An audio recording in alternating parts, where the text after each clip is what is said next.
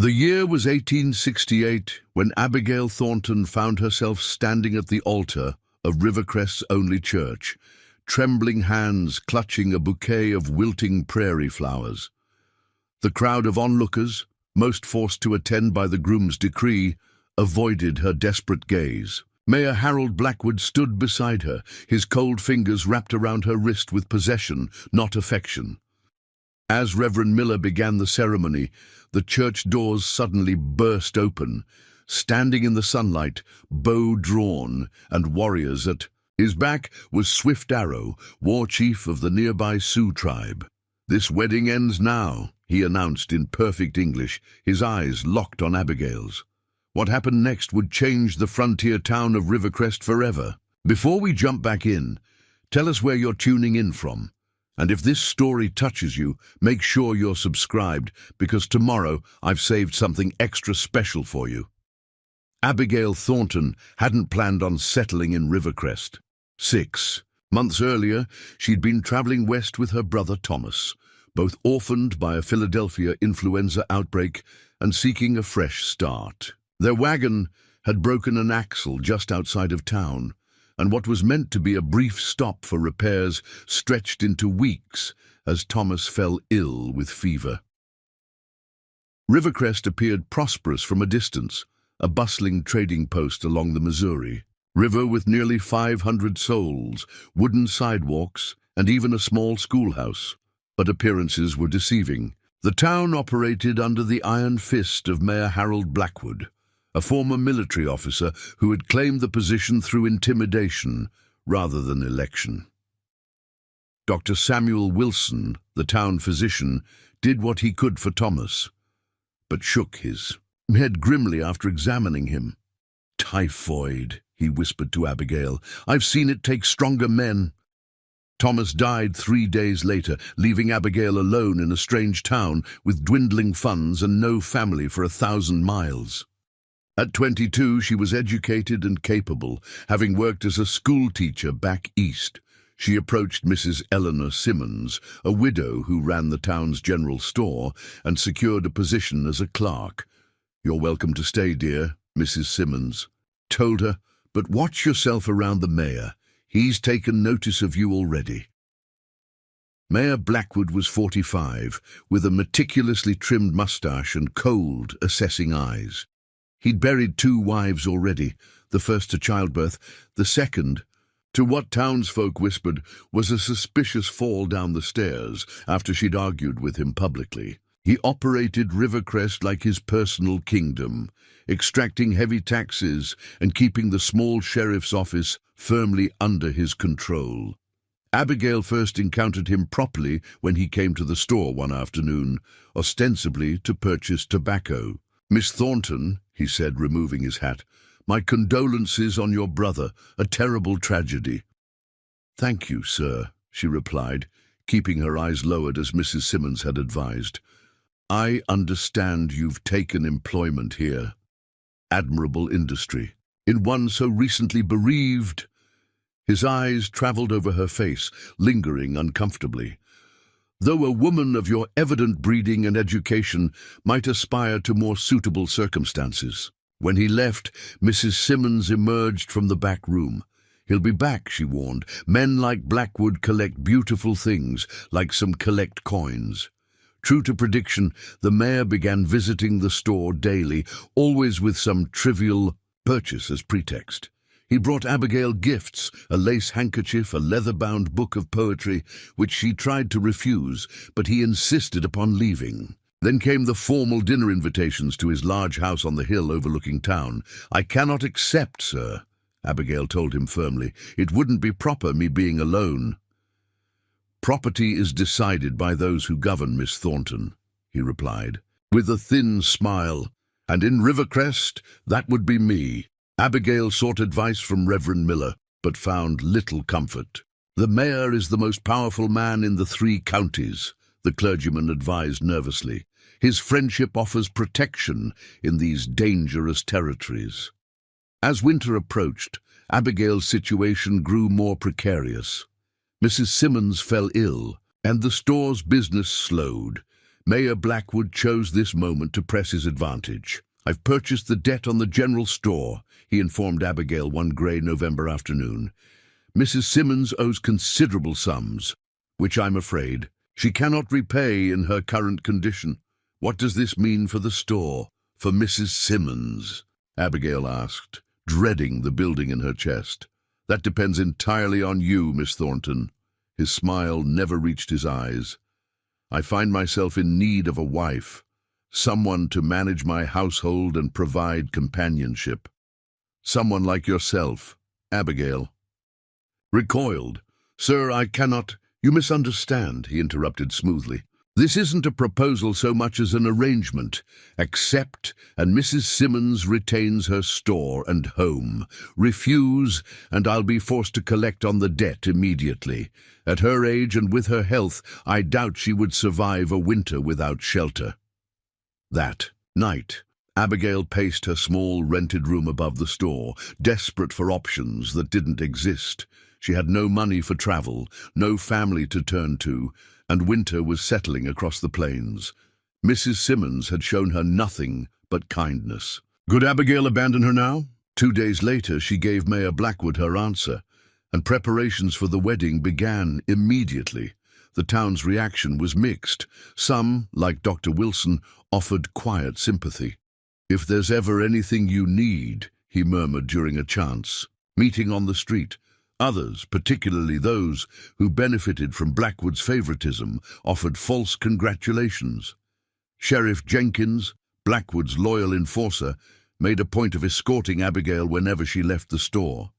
"For your protection," he claimed, though his presence felt more like surveillance. As the wedding day approached, Abigail learned more about the man she was to marry. Blackwood had built his fortune through questionable land deals that pushed out small farmers and through controlling the trade routes along the river. The Sioux tribe, that had traditionally hunted and camped in the region, had been systematically driven farther west, their access to the river blocked by Blackwood's men. One evening, while closing the store, Abigail was startled by a tap at the back door. She opened it to find a young Sioux woman named Morning Dove, who spoke broken English but conveyed that she needed medical supplies for her ailing grandfather. "May I not sell to Indians?" Morning Dove explained, offering a beautifully beaded pouch in trade. Abigail glanced over her shoulder, then quickly gathered what was needed. "Take it," she said, refusing the payment. "Go quickly before the sheriff makes his rounds." Morning Dove grasped Abigail's hand. "You have a kind heart, not like the man you marry. How did you know?" "All know. Our chief, Swift Arrow, watches over this town. He says Blackwood will bring great trouble soon. 2 nights." Before the wedding, Abigail made a desperate attempt to flee. She packed a small bag and slipped out after midnight, planning to follow the river north to the next settlement. She hadn't gone 3 miles when Sheriff Jenkins and 2 deputies intercepted her. "Now, Miss Thornton," Jenkins drawled, "did you get lost on an evening stroll? The mayor is mighty concerned about your safety." They escorted her back to town, where Blackwood was waiting on the porch of his house. "I'm disappointed, Abigail," he said calmly. "I thought we had an understanding." He gestured to the sheriff. "Ensure Miss Thornton remains comfortable until our wedding. Perhaps the room upstairs with the new lock." For the next 2 days, Abigail was kept in a well-appointed but securely locked bedroom in Blackwood's house. Her meals were brought by the housekeeper, Mrs. Garrison, who avoided meeting her eyes. On the morning of the wedding, 2 seamstresses arrived to dress her in an elaborate gown that Blackwood had ordered from St. Louis months earlier, clearly intended for whoever he eventually selected as his bride. "You look beautiful," Mrs. Garrison said as she arranged Abigail's hair. "Perhaps marriage to the mayor won't be so terrible. He can be generous when pleased." "And when displeased?" Abigail asked. The housekeeper's silence was enough. The church was full when Sheriff Jenkins escorted Abigail down the aisle. She recognized the faces of townspeople who glanced away uncomfortably as she passed. Mayor Blackwood stood at the altar, in his finest suit, watching her approach with the satisfied look of a man who had acquired a particularly valuable asset. As Reverend Miller began to speak, Abigail noticed a commotion at the back of the church. The doors swung open, flooding the dim interior with harsh daylight. Silhouetted against the glare was a tall figure, flanked by several others. As her eyes adjusted, she recognized the distinctive feathered headdress of a Sioux war chief. "This wedding ends now," the chief announced in perfect English, stepping into the church. His warriors spread out behind him, bows at the ready. Sheriff Jenkins reached for his gun, but froze when 20 arrows were instantly trained on him. "Swift arrow," Mayor Blackwood said tightly. "You have no authority here. This is a private ceremony in a house of God." The war chief's gaze swept the church before settling on Abigail. "I see no joy in the bride's eyes, only fear. Where I come from, a woman forced to marry is no marriage at all." Blackwood stepped forward. "This woman agreed to be my wife of her own free will. Tell them, Abigail." All eyes turned to her. In that moment, standing between the man who had trapped her and the unexpected intervention that offered an unknown alternative, Abigail Thornton made the decision that would alter not just her fate, but the future of Rivercrest itself. Preparing and narrating this story took us a lot of time. So if you are enjoying it, subscribe to our channel. It means a lot to us. Now back to the story. The church fell silent as Abigail looked from Mayor Blackwood to Swift Arrow. Her hands trembled, but her voice rang clear when she finally spoke. "No," she said, straightening her shoulders. "I did not agree of my own free will." Mayor Blackwood's face darkened. "You ungrateful." He grabbed her arm, fingers digging painfully into her flesh. In one fluid motion, Swift Arrow crossed the distance between them. He stood a head taller than Blackwood, his presence commanding the space. "Remove your hand from her." Sheriff Jenkins and his deputies had their hands hovering over their holsters, but they were outnumbered and outpositioned by the Sioux warriors. The congregation watched in stunned silence, many having never witnessed anyone challenge Blackwood's authority so directly. "This is an outrage," Blackwood hissed, releasing Abigail's arm but not backing down. "Sheriff, arrest these savages for trespassing and disrupting the peace." Dr. Wilson stood from his pew. "Harold, be reasonable. No one needs to get hurt here." Swift Arrow's eyes never left Blackwood's. "We did not come for bloodshed, but we will not leave without justice." He turned to address the congregation. "Your mayor has broken the treaty between our peoples. 3 days ago, his men burned our winter camp and stole our horses while our hunters were away." Murmurs rippled through the church. This was news to most of the townspeople. "That's a damned lie," Blackwood snarled. "If any action was taken against your people, it was because you were trespassing on legally purchased land. Land you stole through false papers," Swift Arrow countered. He reached into a pouch at his waist and pulled out a folded document. "This is the treaty signed by your government 3 summers ago, granting us hunting rights along the north bend of the river. Land you now claim as your own." Reverend Miller stepped forward cautiously. "Perhaps we could discuss these matters civilly after—" "There is nothing to discuss," Blackwood interrupted. "These Indians have no business interfering in town affairs or my personal life." He turned to the congregation. "Anyone who sides with them against me will find themselves unwelcome in Rivercrest." The threat hung heavy in the air. Most townsfolk lowered their eyes, unwilling to challenge the man who controlled their livelihoods. But something had shifted. Doubt had been planted. Abigail, finding courage in Swift Arrow's presence, spoke again. "Mayor Blackwood threatened to evict Mrs. Simmons from her store and home if I refused his proposal. He's kept me locked in his house for the past 2 days to prevent me from leaving town." Dr. Wilson moved to stand beside her. "I've treated too many injuries among those who've crossed you, Harold, including your last wife's broken bones before her accident. This has gone on long enough." Sheriff Jenkins looked uncertainty between his employer and the growing number of townspeople who were beginning to stand. "Mayor, perhaps we should—" "Shut your mouth," Blackwood snapped. "I pay your salary, Jenkins. Remember that." He turned to the Sioux chief. "You have no authority here. This is white man's territory, governed by white man's law. A law you twist to serve yourself." Swift Arrow replied evenly. "My people have watched your cruelty grow. When this woman," he gestured to Abigail, "showed kindness to Mourning Dove, we began to hope that not all in your town shared your black heart." Abigail suddenly understood. "You've been watching the town. That's how you knew about the wedding." Swift Arrow nodded. "Mourning Dove told us of your situation. We planned to speak with you, to offer sanctuary if needed. But when we learned you had been confined," his expression darkened. "That, combined with the burning of our winter camp, forced our hand." Mayor Blackwood scoffed. "Sanctuary? With savages? Miss Thornton is an educated white woman. She belongs in civilization, not living in filth with—" "Enough." The new voice belonged to Eleanor Simmons, who had entered the church unnoticed during the confrontation. Though still weak from her illness, she stood with the aid of a walking stick. "Harold Blackwood, I've known you since you first rode into Rivercrest, claiming military honors nobody could verify.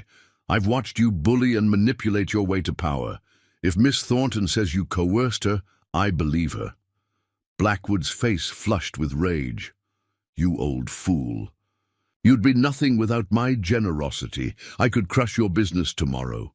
"Perhaps," Mrs. Simmons acknowledged, "but I'm not alone anymore." She looked around the church, where more townspeople were finding their courage. Swift Arrow addressed the congregation again. "We do not wish conflict with Rivercrest. For generations, our people traded peacefully with trappers and settlers. It's only in recent years, under this man's leadership, that blood has been spilled." Dr. Wilson nodded. "He's right. I've lived here for 15 years. We had good relations with the Sioux until Blackwood started pushing them away from the river. The atmosphere in the church had transformed.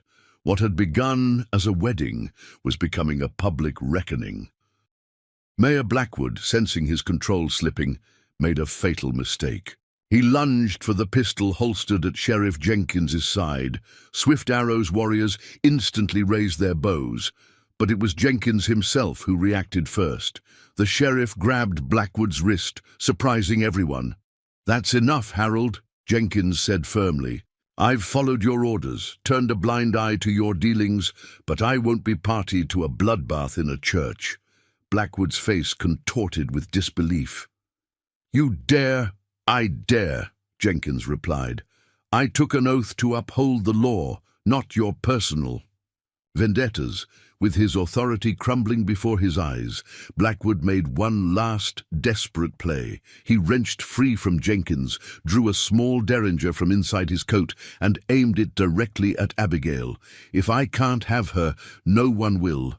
What happened next unfolded in heartbeats. Swift Arrow lunged forward. A shot rang out. Women screamed. But it was Blackwood who fell, a knife protruding from his shoulder, thrown with deadly accuracy by Mourning Dove, who had slipped into the church unnoticed and now stood at the back, another blade ready in her hand. The derringer clattered to the floor, its shot having gone wild and embedded in the wooden ceiling. Sheriff Jenkins quickly retrieved the weapon and restrained the wounded mayor. "Harold Blackwood, I'm placing you under arrest for attempted murder, kidnapping, and fraud," Jenkins announced, suddenly the lawman he had once aspired to be. "Dr. Wilson, he'll need that shoulder treated before we lock him up." As Blackwood was led away, cursing and threatening everyone present, the tension in the church gradually dissipated. Reverend Miller, looking somewhat dazed by the day's events, suggested they all adjourn to the town hall to sort through matters more comfortably. Outside, the spring air felt cleansing after the stifling atmosphere of confrontation. Abigail found herself walking beside Swift Arrow, unsure what to say to the man who had just ended her life. and possibly saved it. "Thank you," she finally managed, "though I don't understand why you would risk so much for a stranger." Swift Arrow's expression softened. "My people believe that all actions ripple outward, like stones cast in water. Your kindness to Morning Dove created such a ripple. We merely answered in kind." At the town hall, an impromptu council formed. Sheriff Jenkins, now acting as town authority, sat with Dr. Wilson, Mrs. Simmons, Reverend Miller, and several respected business owners. Swift Arrow and 2 tribal elders represented the Sioux. Abigail, having been at the center of the day's events, was invited to join them. What emerged over the next hours was the full extent of Blackwood's corruption. The mayor had been systematically falsifying land records, inflating taxes and pocketing the difference, and intimidating anyone who questioned his methods. His burning of the Sioux winter camp had been a calculated move to drive them far enough, away that he could sell their treaty-protected hunting grounds to an Eastern Railroad company scouting for routes west. "The railroad would have made him rich beyond measure," Jenkins explained, "but it would have cut directly through the best Sioux hunting grounds and disrupted migration paths for the buffalo they depend on." Swift Arrow nodded. "Which is why we could not simply move farther west, as your government so often tells us to do. This land has sustained my people for generations. The buffalo, the river, they are our lifeblood." Mrs. Simmons, who had been reviewing the account books Jenkins had retrieved from the mayor's office, looked up. "According to these records, nearly half the taxes Blackwood has been collecting never reached the territorial government. He's been stealing from every business and household in Rivercrest for years." As the depth of Blackwood's schemes became clear, a new problem emerged. The mayor might be imprisoned, but the damage he had done to relations between Rivercrest and the Sioux would not be easily repaired. Years of distrust and manipulated information had left deep scars. Abigail, who had been quietly listening, suddenly spoke. "What if we formalized a new agreement, not just reaffirming the old treaty, but creating a true partnership between the town and the tribe?" All eyes turned to her. "What kind of partnership?" one of the Sioux elders asked. "Trade, primarily," Abigail suggested. "The Sioux have hunting skills and knowledge of the land that we lack. Rivercrest has manufactured goods and access to eastern markets that could benefit your people. Instead of competing for resources, we could share them." Swift Arrow studied her with new interest. "You speak with wisdom beyond your years, Abigail Thornton." Dr. Wilson nodded thoughtfully. "There's precedent for such arrangements in other territories. It would require approval from the territorial governor, but with evidence of Blackwood's corruption, he might be persuaded to support a fresh approach." "The railroad remains a concern," Jenkins pointed out. "They won't abandon their plans just because Blackwood is gone. Then we negotiate with them directly," Abigail proposed. "Find a route that respects the hunting grounds but still brings the benefits of the railroad to Rivercrest. If we present a united front, town and tribe together, they'll have to listen." The discussions continued into the evening, with practical details emerging from the broader vision. By nightfall, the foundations of a new relationship between Rivercrest and the Sioux had been laid. Sheriff Jenkins would serve as interim mayor until proper elections could be held. A delegation, including both townspeople and tribal representatives, would travel to the territorial capital to present their case and evidence against Blackwood. As the meeting concluded, Abigail found herself facing an unexpected question from Mrs. Simmons. "What will you do now, my dear? With Blackwood imprisoned, you're freed from your obligation, but..." The unspoken reality hung between them. Abigail was still alone in a frontier town, with limited resources and no family. "Miss Thornton is welcome to continue her position at the store," Mrs. Simmons offered. Now that business should improve without Blackwood's excessive taxes, I could even offer better compensation. Dr. Wilson cleared his throat. The school teacher position remains unfilled. With your Eastern education, you'd be well qualified. Swift Arrow, who had been conversing with his elders, approached. Or you might consider another path entirely. He gestured to where Morning Dove, waiting by the door. My sister believes you have much to learn and much to teach. She has asked if you would consider spending time with our people as a kind of emissary between Rivercrest and the Sioux. The offer stunned Abigail. Me? But I know nothing of your ways, which is precisely why the exchange of knowledge would be valuable, Swift Arrow explained. We must understand each other to build true peace. Morning Dove has offered to teach you our language and customs, and in return you might teach some of our children to read English words. Such skills will become necessary as our worlds continue to intersect. It was a revolutionary idea, a white woman living among the Sioux, not as a captive, but as an honored guest and teacher.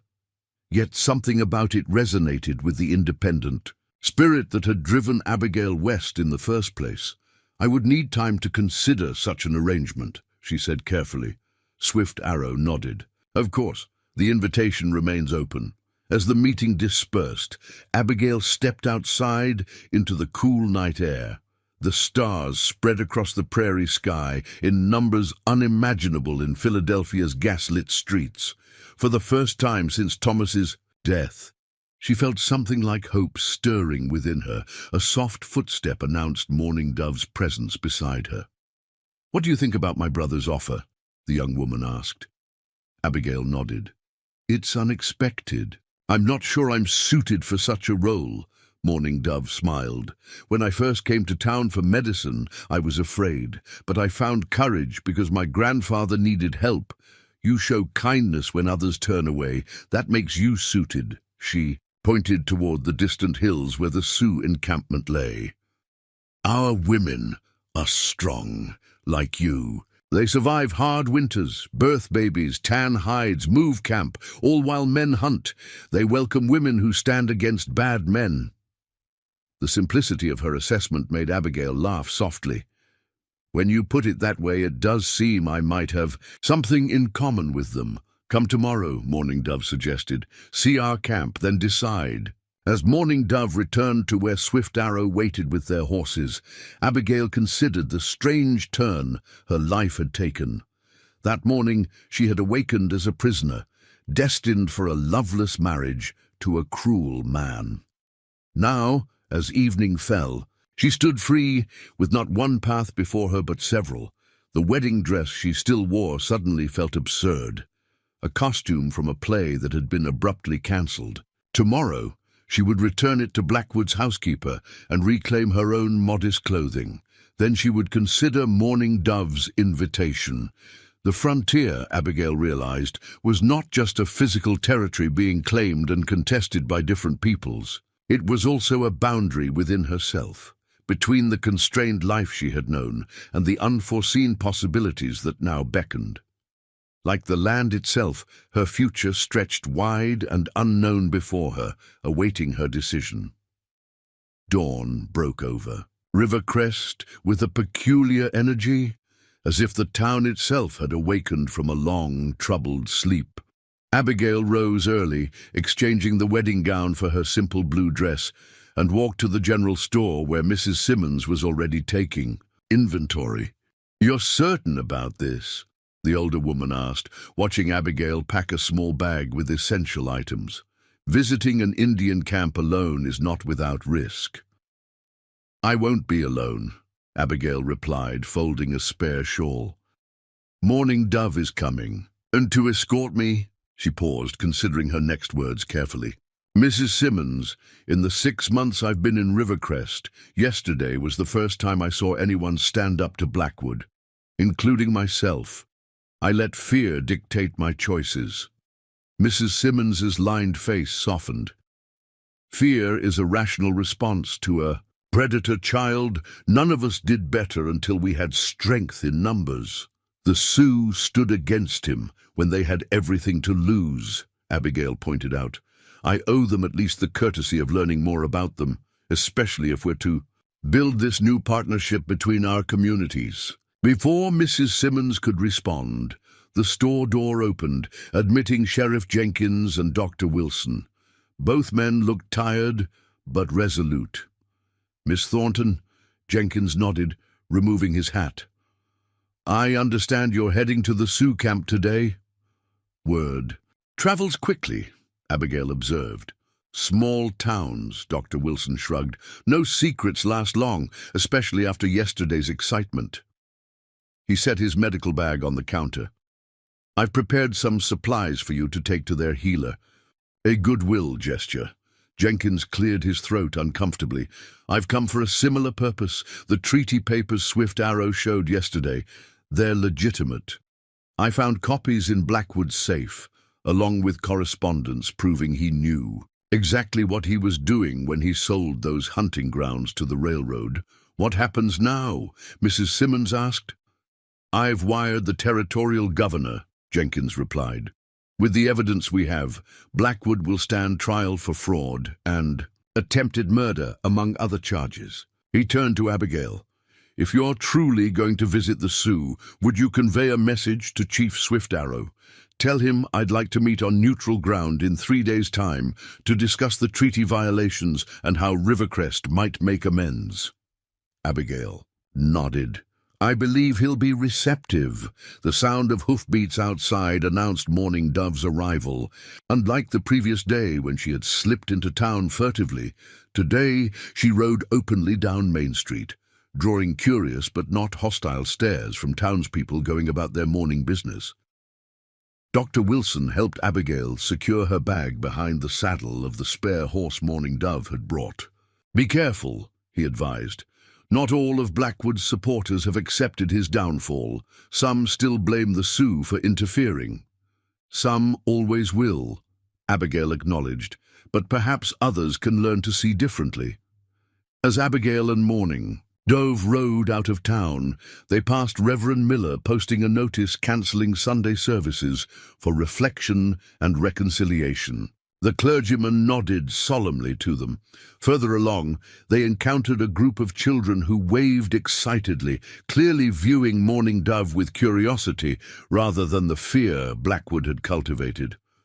Once beyond Rivercrest's boundaries, the prairie opened before them, a vast sea of spring grasses rippling in the breeze. Mourning Dove led them north, following a trail invisible to Abigail's untrained eye. How far is your camp?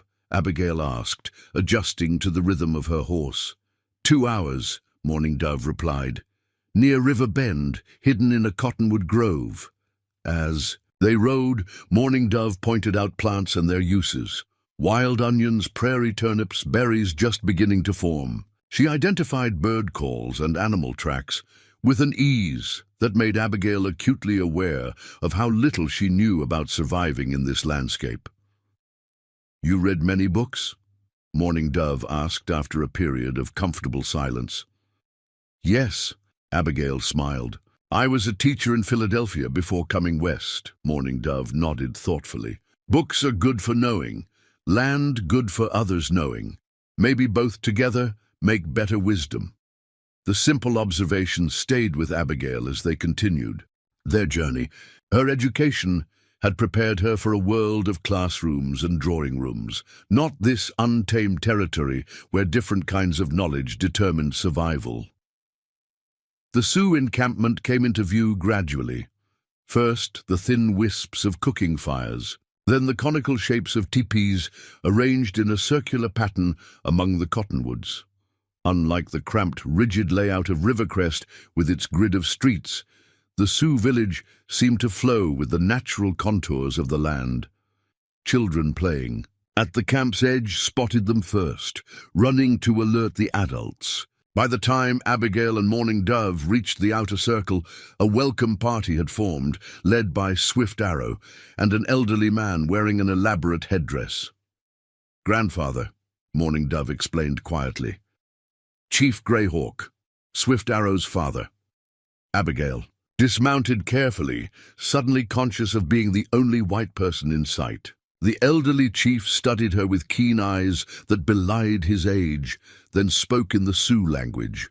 Swift Arrow translated, "My father welcomes Abigail Thornton to our camp and thanks her for the kindness shown to his granddaughter."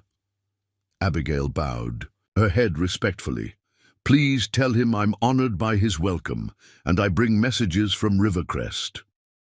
As Swift Arrow translated, Mourning Dove took Abigail's horse and led it away, signaling for Abigail to follow the chiefs to a large teepee at the center of the camp. Inside, a fire burned in a central pit, its smoke rising through an opening at the peak. Seated around the fire were tribal elders, both men and women, who regarded Abigail with varying degrees of curiosity and caution. Once everyone was seated, Chief Greyhawk began a ritual that Swift Arrow quietly explained involved sharing a ceremonial pipe to establish peaceful intentions. When the pipe reached Abigail, she followed the others' example, accepting it and taking a small puff before passing it on. The tobacco was stronger than she expected, and she struggled not to cough, earning a few amused glances. When the ceremony concluded, Swift Arrow nodded for Abigail to deliver her messages. She relayed Jenkins' request for a meeting and presented Dr. Wilson's medical supplies, which were accepted with dignified appreciation by a middle-aged woman introduced as Singing Bird, the tribe's healer. Chief Greyhawk conferred briefly with his council before responding through Swift Arrow. "We will meet with the new leader of Rivercrest, but not on neutral ground. If he truly seeks new understanding, let him come here to see how we live." Abigail considered this. Sheriff Jenkins may be concerned about appearing to place himself at a disadvantage. Swift Arrow translated this, then responded himself, "Tell him he may bring 2 men with him, just as I brought 2 warriors to your church. Equal numbers, equal respect." The terms seemed fair. Abigail nodded her agreement to convey the message. With the formal business concluded, the gathering dispersed. Swift Arrow offered to show Abigail around the camp, an opportunity she eagerly accepted. What followed was an education unlike any she had received in her years of formal schooling. The Sioux village operated with a precision and order that belied the common frontier belief that native peoples lived in primitive chaos. Every member had defined responsibilities that contributed to the community's overall welfare. Women worked hides into supple leather, sewed clothing, prepared food, and managed the domestic sphere with skill and artistry. Men maintained weapons, planned hunts, and conducted tribal governance. Children learned by observing and assisting, their education practical and constant. "Your people's separation of men and women is not so different from ours," Mourning Dove commented as she joined them, inviting Abigail to help prepare the midday meal. "Just different tasks." Working alongside the Sioux women, Abigail found herself welcomed with a warmth she hadn't expected. Her obvious ineptitude at basic camp tasks, starting a fire without matches, grinding corn with a stone mortar, became a source of good-natured amusement rather than derision. When she managed to successfully flip a corn cake on a hot stone without breaking it, the women cheered as if she'd accomplished something remarkable. "They respect your willingness to learn," Swift Arrow explained, when Abigail expressed surprise at being so readily accepted. "Many white people visit Indian camps to study us like curious animals, not to work beside us." After the meal, Swift Arrow led Abigail to the edge of camp, where several men were crafting arrows, carefully fitting stone points to wooden shafts and securing them with sinew. "These are not war arrows," he explained, showing her the difference in design. "These are for hunting. Our people have always been hunters, not farmers." Which is why the hunting grounds are so important, Abigail realized. Without them we starve, Swift Arrow confirmed grimly, or become dependent on government rations at agencies where agents steal half of what is promised. He led her further, to where an ancient cottonwood stood apart from the others. Its massive trunk was scarred and weathered, branches reaching skyward like arms in supplication. "This tree has seen 200 winters," Swift Arrow said. "Our grandfathers' grandfathers performed ceremonies beneath it. It has witnessed the buffalo herd so vast they took days to pass. It saw the first white trappers arrive, then the first settlers." His expression grew somber. "Soon it may witness the end of our way of life." "It doesn't have to," Abigail countered. "Not if we find a better path forward together." Swift Arrow studied her face. "You speak with hope, Abigail Thornton, but hope without understanding is just a pleasant dream." The challenge in his words was clear. If she truly wished to help bridge the divide between their peoples, mere goodwill wasn't enough. She would need deeper knowledge. As the day progressed, Abigail observed a community preparing for significant change. Young men practiced speaking English with varying degrees of success. Swift Arrow explained that some had attended the Indian school at the government agency, a revelation that surprised Abigail. "You've adapted before," she observed. "Adaptation is survival," he replied. "But there is a difference between adapting and surrendering. We adapt to preserve what matters most, our identity as Sioux." When evening fell, the camp gathered around larger fires. Food was shared, stories told, songs sung. To Abigail's surprise, Swift Arrow invited her to join his family's circle, where Chief Greyhawk sat with Mourning Dove and several other relatives. Using Swift Arrow as translator, the elderly chief questioned Abigail about her journey west, her life before, and her thoughts on what she had witnessed in their camp. His queries were sharp and specific, revealing an intellect that transcended the language barrier. "My father asks why you would consider spending time among us," Swift Arrow translated. "What do you seek?" Abigail considered the question carefully. "Initially, I came out of gratitude and curiosity. Now, having seen your community, I recognize an opportunity to learn and perhaps to help create understanding between our peoples." When this was translated, Chief Grey Hawk nodded slowly. He spoke at length, his weathered hands gesturing expressively. "My father says," Swift Arrow translated, "that bridges between peoples are built by those who can walk in both worlds while remaining true to themselves. He believes you may have such an ability, but wonders if you have the courage to use it." Abigail met the old chief's penetrating gaze. "I don't know if I have such courage, but I would like to find out." The conversation shifted to practical matters. If Abigail were to spend time with the tribe as an emissary and teacher, arrangements would need to be made. She would live in Mourning Dove's family teepee, learn their language and customs, and in return teach English and reading to those who wished to learn. Not just children, Swift Arrow emphasized. Many adults wish to understand the white man's words on paper, treaties, laws, newspapers. These shape our future now. As the fires burned low and families retired to their teepees, Mourning Dove showed Abigail to the sleeping place prepared for her, a bed of soft furs in the family dwelling she shared with her grandparents and unmarried cousins. "Tomorrow, you see, more," Mourning Dove promised. "Then decide."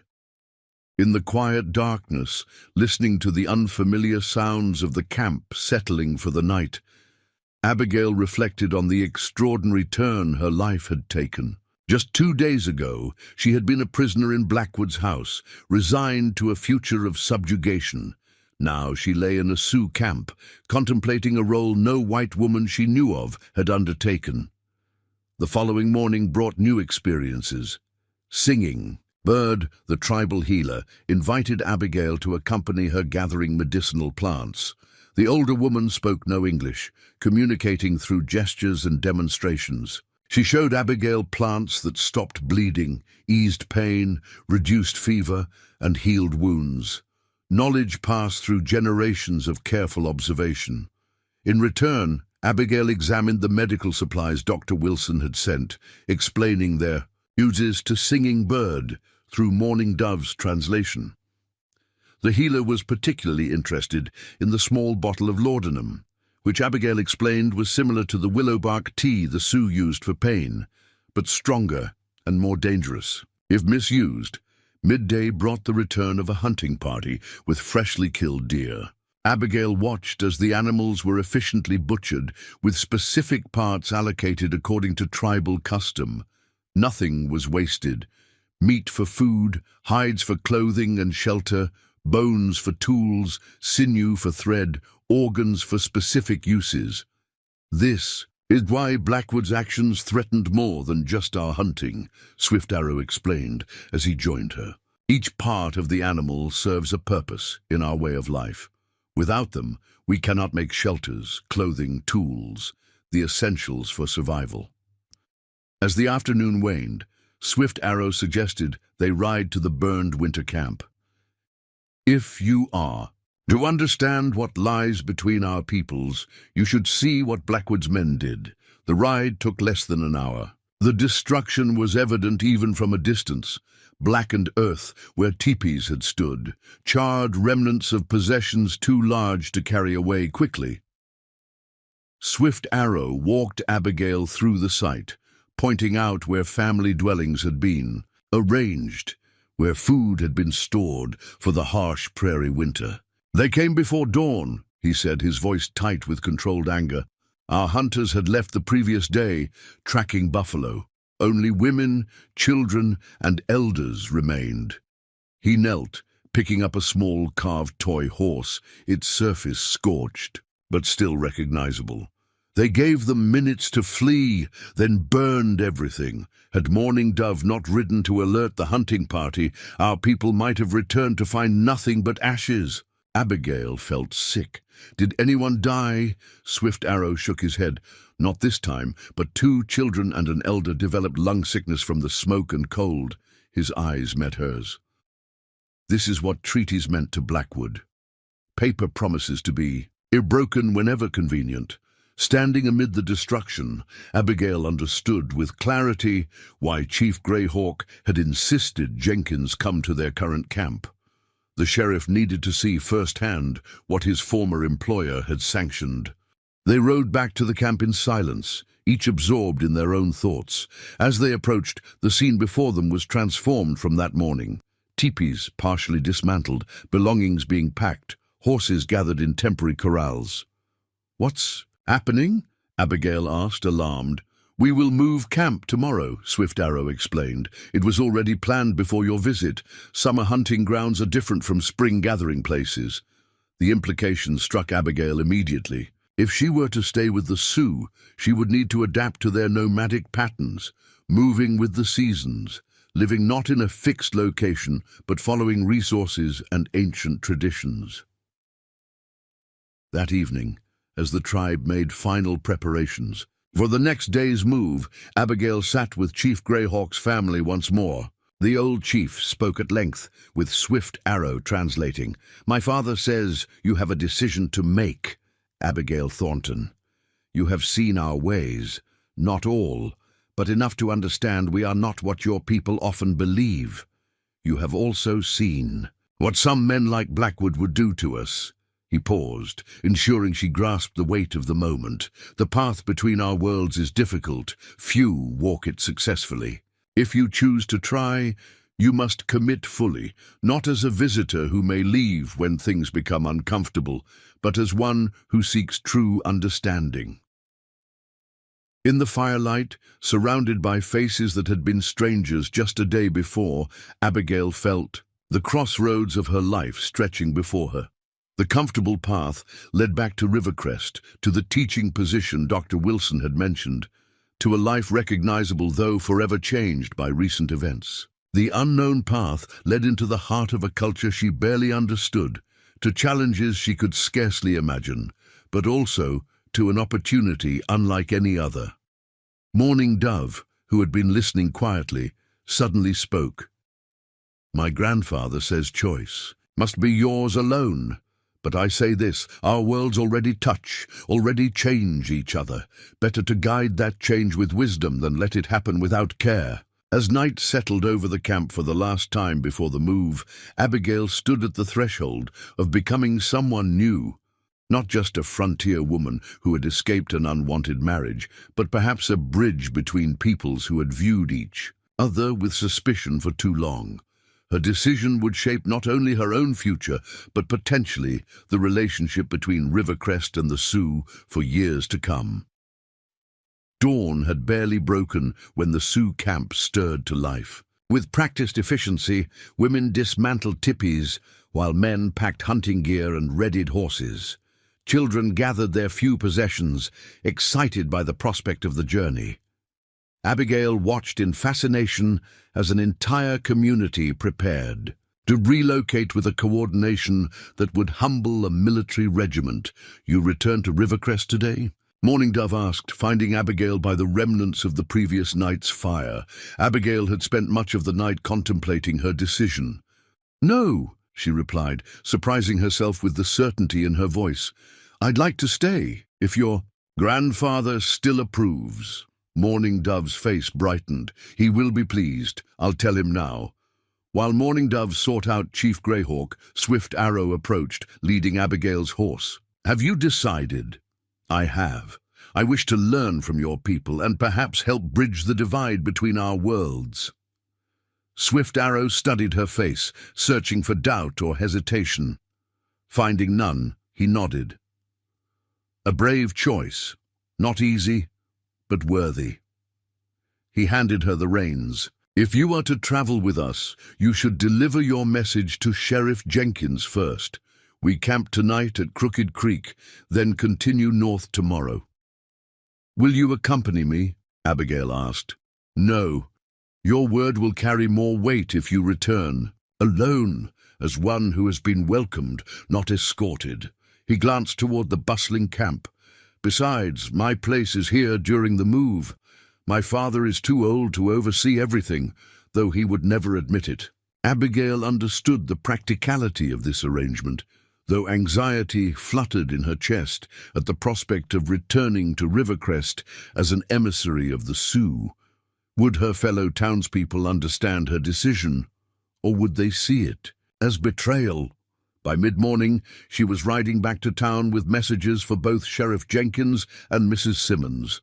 The prairie stretched around her, alive with spring growth and teeming wildlife. Hawks circled overhead, rabbits darted through the grass, and in the distance, a small herd of deer grazed undisturbed. The landscape that had once seemed alien and threatening now revealed its subtle beauties to her more observant eye. Rivercrest appeared on the horizon sooner than she expected. The town looked different somehow, smaller, more provincial, after her brief immersion in the Sioux way of life. As she rode down Main Street, townsfolk paused their activities to watch her pass. Some nodded in greeting, others whispered behind raised hands. The failed wedding and dramatic confrontation remained fresh gossip. She dismounted outside the sheriff's office, tying her horse to the hitching post. Inside, she found Jenkins at his desk, poring over ledgers confiscated from Blackwood's home. "Miss Thornton," he said, rising quickly, "you've returned safely. How was your visit to the Sioux camp?" "Educational, Sheriff. And I bring Chief Greyhawk's response to your request for a meeting." Jenkins gestured for her to sit. "I'm all ears." "The chief has agreed to meet, but not on neutral ground as you suggested. He invites you to come to their camp at Crooked Creek, where they'll be staying temporarily during their seasonal move north. You may bring 2 men with you, just as Swift Arrow brought 2 warriors to the church." Jenkins frowned slightly. "That puts us at a distinct disadvantage, surrounded by their entire tribe.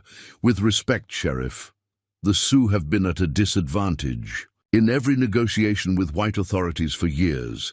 This is a gesture of trust on their part, allowing you into their temporary home while they're vulnerable during migration." Abigail met his gaze steadily. "I've seen firsthand the destruction Blackwood's men unleashed on their winter camp. Trust must begin somewhere." The sheriff rubbed his jaw thoughtfully. When does the chief propose we meet? Tomorrow. I can guide. You there? Jenkins's eyebrows rose. You're returning to them. I am. Abigail straightened her shoulders. Chief Grey Hawk has offered me a unique opportunity to live among the Sioux, to learn their ways and teach English to those who wish to learn. I've accepted. A long silence followed this announcement. Jenkins studied her with new interest. That's an unusual choice for a woman of your background, Miss Thornton. Some might call it reckless. Some called it reckless when I traveled west. With only my brother for company, she countered. The frontier demands adaptation, Sheriff. Perhaps this is how I'm meant to contribute. Eventually, Jenkins nodded. I'll meet with Dr. Wilson and Reverend Miller to discuss who should accompany me tomorrow. What time should we depart? Early morning would be best. The ride takes several hours. Their business concluded, Abigail headed to the general store. She found Mrs. Simmons inventorying supplies. With the help of a young woman, Abigail didn't recognize. Abigail, Mrs. Simmons exclaimed, embracing her warmly. I worried when you didn't return last night. I'm sorry for causing concern, Abigail replied. There was much to learn, and Chief Greyhawk invited me to stay. The older woman's expression grew serious. Come to the back room. We should talk privately. Once they were seated at the small table where Mrs. Simmons took her meals, Abigail explained her decision. The storekeeper listened without interruption, her weathered face revealing little. You've always struck me as sensible, Abigail, she said finally, not prone to romantic notions or foolish risks, so I must assume you've considered this carefully. I have. It won't be easy, but I believe it's important, not just for me, but for relations between Rivercrest and the Sioux going forward. Mrs. Simmons sighed. The town will talk, of course. Some will say you've gone native, others that you've lost your mind. A few may even suspect coercion. And what do you think? The older woman reached across the table to pat Abigail's hand. I think you're following your conscience, which is never a bad compass, even when it leads down difficult trails. She rose and went to a cabinet, withdrawing a small wooden box. If you're determined on this course, you'll need practical essentials. These are yours. Take them. Inside the box was a compact sewing kit, a small mirror, a sturdy jackknife, and $20 in coins, a small fortune on the frontier. Mrs. Simmons, I can't accept. Nonsense. Consider it back wages I should have paid you months ago if Blackwood hadn't been bleeding my business dry. She closed Abigail's fingers around the box. The Sioux are proud people, but winter comes hard on the plains. There may be times when these things prove useful for trade or emergencies. Deeply touched, Abigail embraced the woman who had been her only friend during the darkest days in Rivercrest. As she prepared to leave, a commotion in the street drew their attention. A small crowd had gathered outside the sheriff's office, voices raised in argument. Abigail and Mrs. Simmons stepped onto the boardwalk to investigate. At the center of the disturbance stood Frank Weber, owner of the livery stable and one of Blackwood's most vocal supporters. He was gesturing angrily as he addressed the gathering. Letting Indians dictate terms to honest citizens. Blackwood understood how to handle savages. Now we're sending delegations to beg for their forgiveness. Sheriff Jenkins stood on the office steps, arms crossed. No one's begging, Frank. We're negotiating to correct wrongs committed by Blackwood against people who have legal rights to hunting grounds he illegally sold. Legal rights. They're Indians, Weber spat. Next, you'll be letting them shop in our stores and drink in our saloon. The Sioux traded peacefully in Rivercrest for years before Blackwood stirred up trouble, Dr. Wilson interjected, having joined the gathering. Some of us remember those days and wouldn't mind seeing them return. Weber noticed Abigail and pointed accusingly. There she is, the woman who brought this down on us by rejecting the mayor. Now I hear she's living with the Redskins, probably, warming that chief's bed. The crude accusation hung in the air like gunsmoke. Before anyone could respond, Mrs. Simmons stepped forward, her diminutive frame vibrating with anger. Frank Weber, you should be ashamed. Miss Thornton was nearly forced into marriage with a man who threatened and imprisoned her. When she finally found the courage to speak the truth, she exposed corruption that was strangling this town, including your own livery business, though you're too stubborn to admit Blackwood was robbing you blind. Weber's face reddened, but Mrs. Simmons wasn't finished. As for her choice to learn about our neighbors, it shows more intelligence and foresight than most in this town have displayed. The railroad is coming, Frank. Change is coming whether we welcome it or not. Better to have someone who understands both sides than to blunder forward in ignorance. A murmur of agreement rippled through the crowd. Not everyone shared Weber's hostility, Abigail realized. Many were simply uncertain, caught between old prejudices and new possibilities. Sheriff Jenkins seized the moment. Tomorrow, Dr. Wilson and I will meet with Chief Greyhawk to discuss a new arrangement between Rivercrest and the Sioux. Anyone with legitimate concerns can speak with me today, but I won't tolerate threats or actions against Miss Thornton or any peaceful Indians. That era ended with Blackwood's arrest. The impromptu gathering gradually dispersed, though Weber stalked away muttering darkly to a few like-minded individuals. Abigail approached Jenkins and Dr. Wilson. "Thank you for your support," she said quietly. Dr. Wilson smiled kindly. "Your decision surprised us, but upon reflection, it makes a certain sense. Few have your combination of education and adaptability." "There's something you should know." Abigail lowered her voice. "Not everyone in Blackwood's circle has been identified. He had connections beyond Rivercrest, suppliers of illegal whiskey to the reservations, land speculators waiting to profit from the railroad." Jenkins nodded grimly. "We've found correspondence suggesting as much, which is why I've asked Reverend Miller to remain in town tomorrow rather than accompany us. Better to have a respected voice here in case trouble brews during our absence." The remainder of the day passed swiftly as Abigail gathered additional supplies for her extended stay with the Sioux.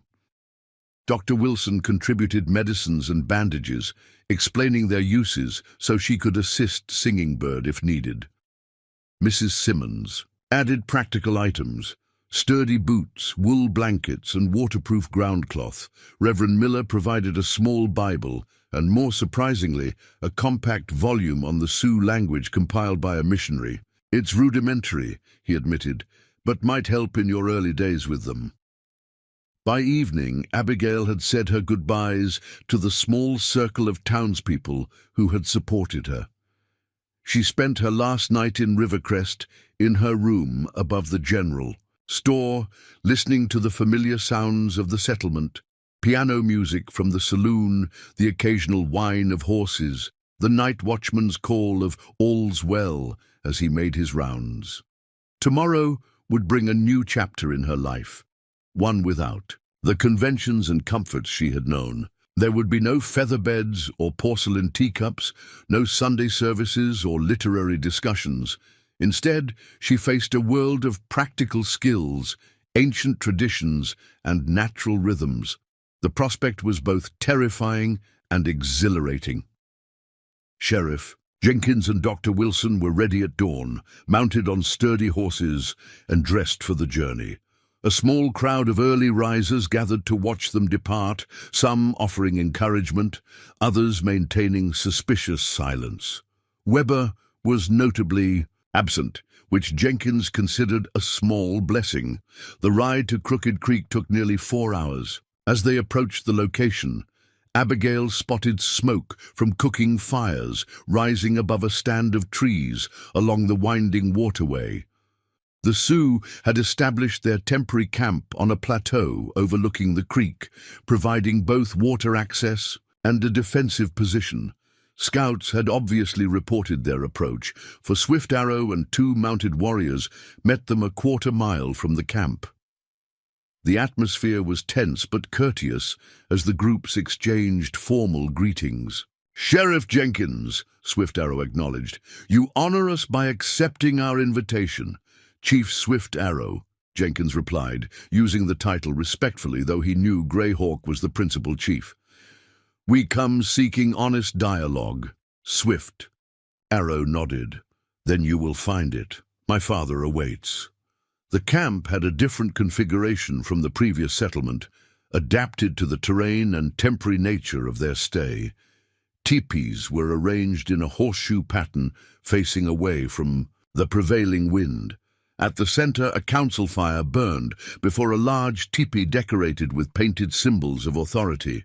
Chief Greyhawk emerged as they dismounted, dignity evident in his bearing despite his advanced years. Through Swift Arrow's translation, formal welcomes were exchanged, followed by the ritual sharing of a pipe to establish peaceful intentions. The negotiations that followed lasted hours, moving from the central fire to the chief's teepee when afternoon rain threatened. Jenkins presented documentation of Blackwood's fraud, including evidence that the mayor had forged territorial approvals for land sales that were never authorized. In return, Swift Arrow and the tribal elders detailed the boundaries of their traditional hunting grounds, emphasizing areas critical for winter survival. Maps were drawn in the dirt floor of the teepee, then transcribed to paper by Dr. Wilson, who revealed an unexpected talent for draftsmanship. "The railroad remains the greatest challenge," Jenkins acknowledged as the discussion progressed. "They've invested considerable money in the route Blackwood sold them." Swift Arrow conferred with his father before responding. "We do not oppose the Iron Horse itself. Our objection is to the specific path that cuts through the heart of our hunting grounds and the buffalo migration trails." This admission surprised Jenkins. "Would you accept an alternative route?" "We are not blind to changes coming," Swift Arrow replied. "The buffalo grow fewer each year.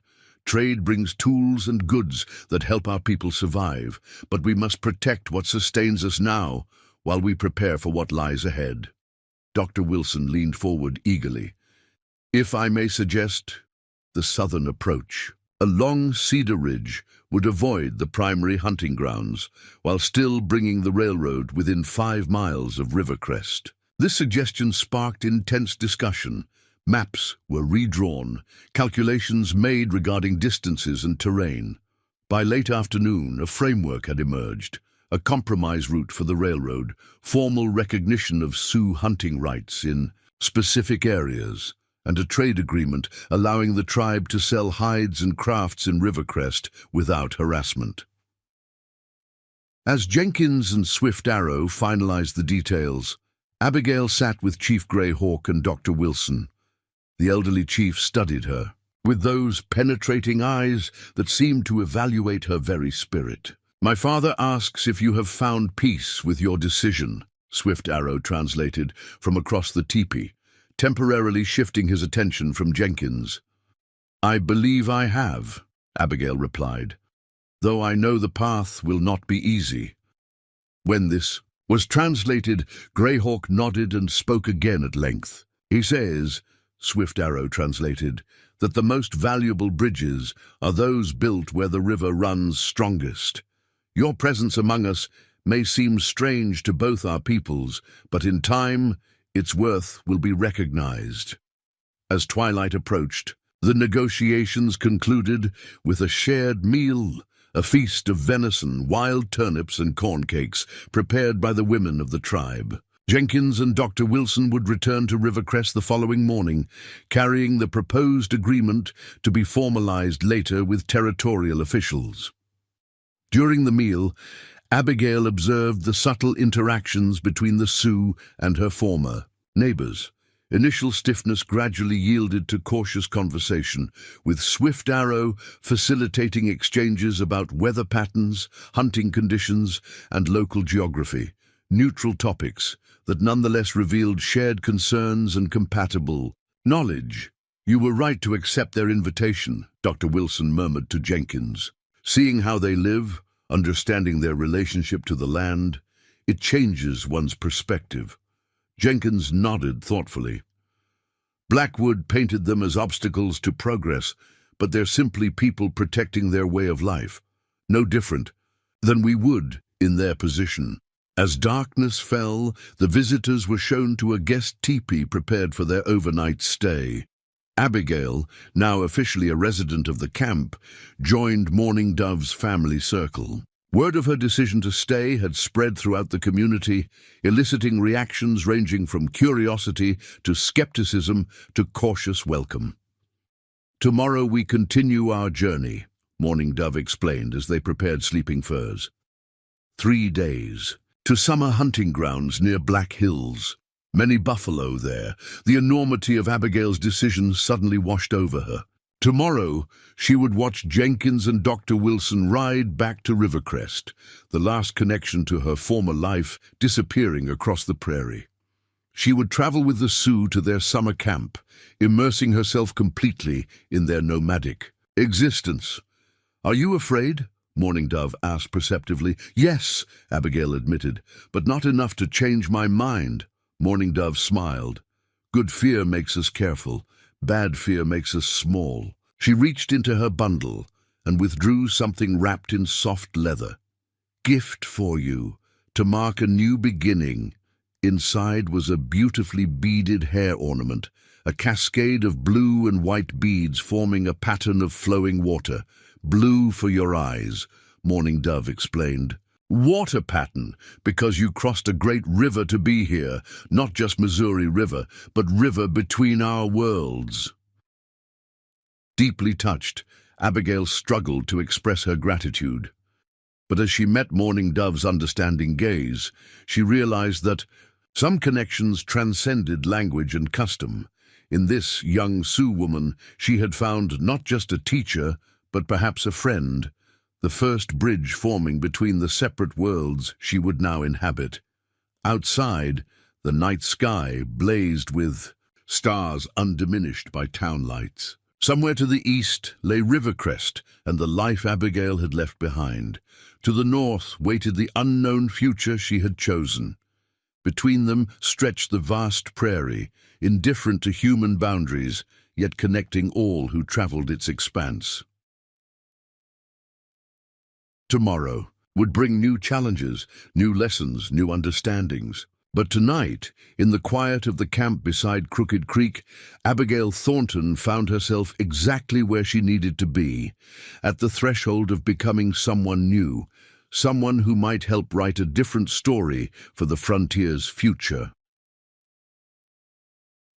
The journey to the summer hunting grounds tested Abigail in ways she hadn't anticipated. 3 days of riding across increasingly rugged terrain left her muscles aching and her fair skin burned by the relentless prairie sun, despite Mourning Dove's herbal salves. Yet she refused to complain, determined to prove herself worthy of the tribe's acceptance. Swift Arrow rode alongside her periodically, explaining the landmarks that guided their migration. "Those rock formations," he pointed to distant outcroppings that resembled sentinels, "have marked this trail for generations. Our grandfathers' grandfathers followed the same path." Abigail marveled at this sense of continuity, so different from the restless progression of white settlement that constantly sought new territories and abandoned the old. "How many times have you made this journey?" "Every year since I could sit on a horse," he replied. "My first summer hunt, I was 8 winters old. My father presented me with my first bow, small but real." His expression softened at the memory. "I failed to hit anything larger than a rabbit, but my pride was immense." These glimpses into Swift Arrow's past revealed a different man from the stern war chief who had interrupted her wedding. Here among his people, leading them to ancestral hunting grounds, he displayed a quiet humor and thoughtful nature that Abigail found increasingly compelling. On the second night, as they camped near a small tributary of the Missouri, Swift Arrow invited Abigail to join a teaching circle where elders shared tribal history with the children. Unable to understand the Sioux language yet, she nonetheless observed the animated storytelling, the elders using gestures and vocal inflections that transcended the language barrier. The children sat enthralled, occasionally erupting in laughter or gasps at dramatic moments. "What was that story about?" she asked Mourning Dove afterward. "How coyotes stole fire from the thunder beings to give to the people," Mourning Dove explained. "Old stories teach important lessons. This one shows how cunning can serve good purposes, when courage alone is not enough." Abigail thought of the books she had treasured in Philadelphia, Shakespeare, Dickens, Austen, stories that had shaped her understanding of the world. "Every culture has its teaching tales," she observed. "Perhaps that's where we might begin building understanding, through our stories." Mourning Dove nodded thoughtfully. "Tomorrow night, maybe you will tell a story to your people." The suggestion both excited and intimidated Abigail. What tale from her culture might resonate with the Sioux? She spent much of the next day's ride contemplating possibilities. That evening, with Swift Arrow translating, she told the story of Prometheus bringing fire to humanity, a deliberate parallel to the coyote tale. The children watched her animated gestures with curiosity, and when Swift Arrow translated the punishment Zeus inflicted, chaining Prometheus to a rock where an eagle ate his liver daily, several boys exclaimed in sympathetic horror, "Your people's stories are not so different from ours," an elder commented afterward. "Brave ones who suffer to help others." This small success buoyed Abigail's spirits as they continued north. On the third day, the landscape changed dramatically. The flat prairie gave way to rolling hills, dotted with ponderosa pines.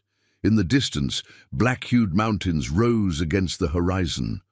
"The Paha Sapa," Swift Arrow announced, "what your people call the Black Hills, sacred land to the Lakota." By mid-afternoon, they reached their destination, a broad valley nestled between protective ridges with a clear stream running through its center. Ancient campsites were evident from fire rings and bare patches where teepees had stood in previous seasons.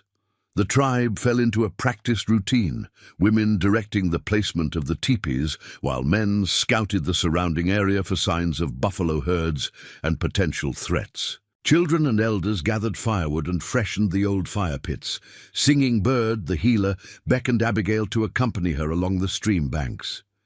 "Many healing plants grow here," Mourning Dove translated as they walked. "Singing Bird says, you must learn them for summer sicknesses."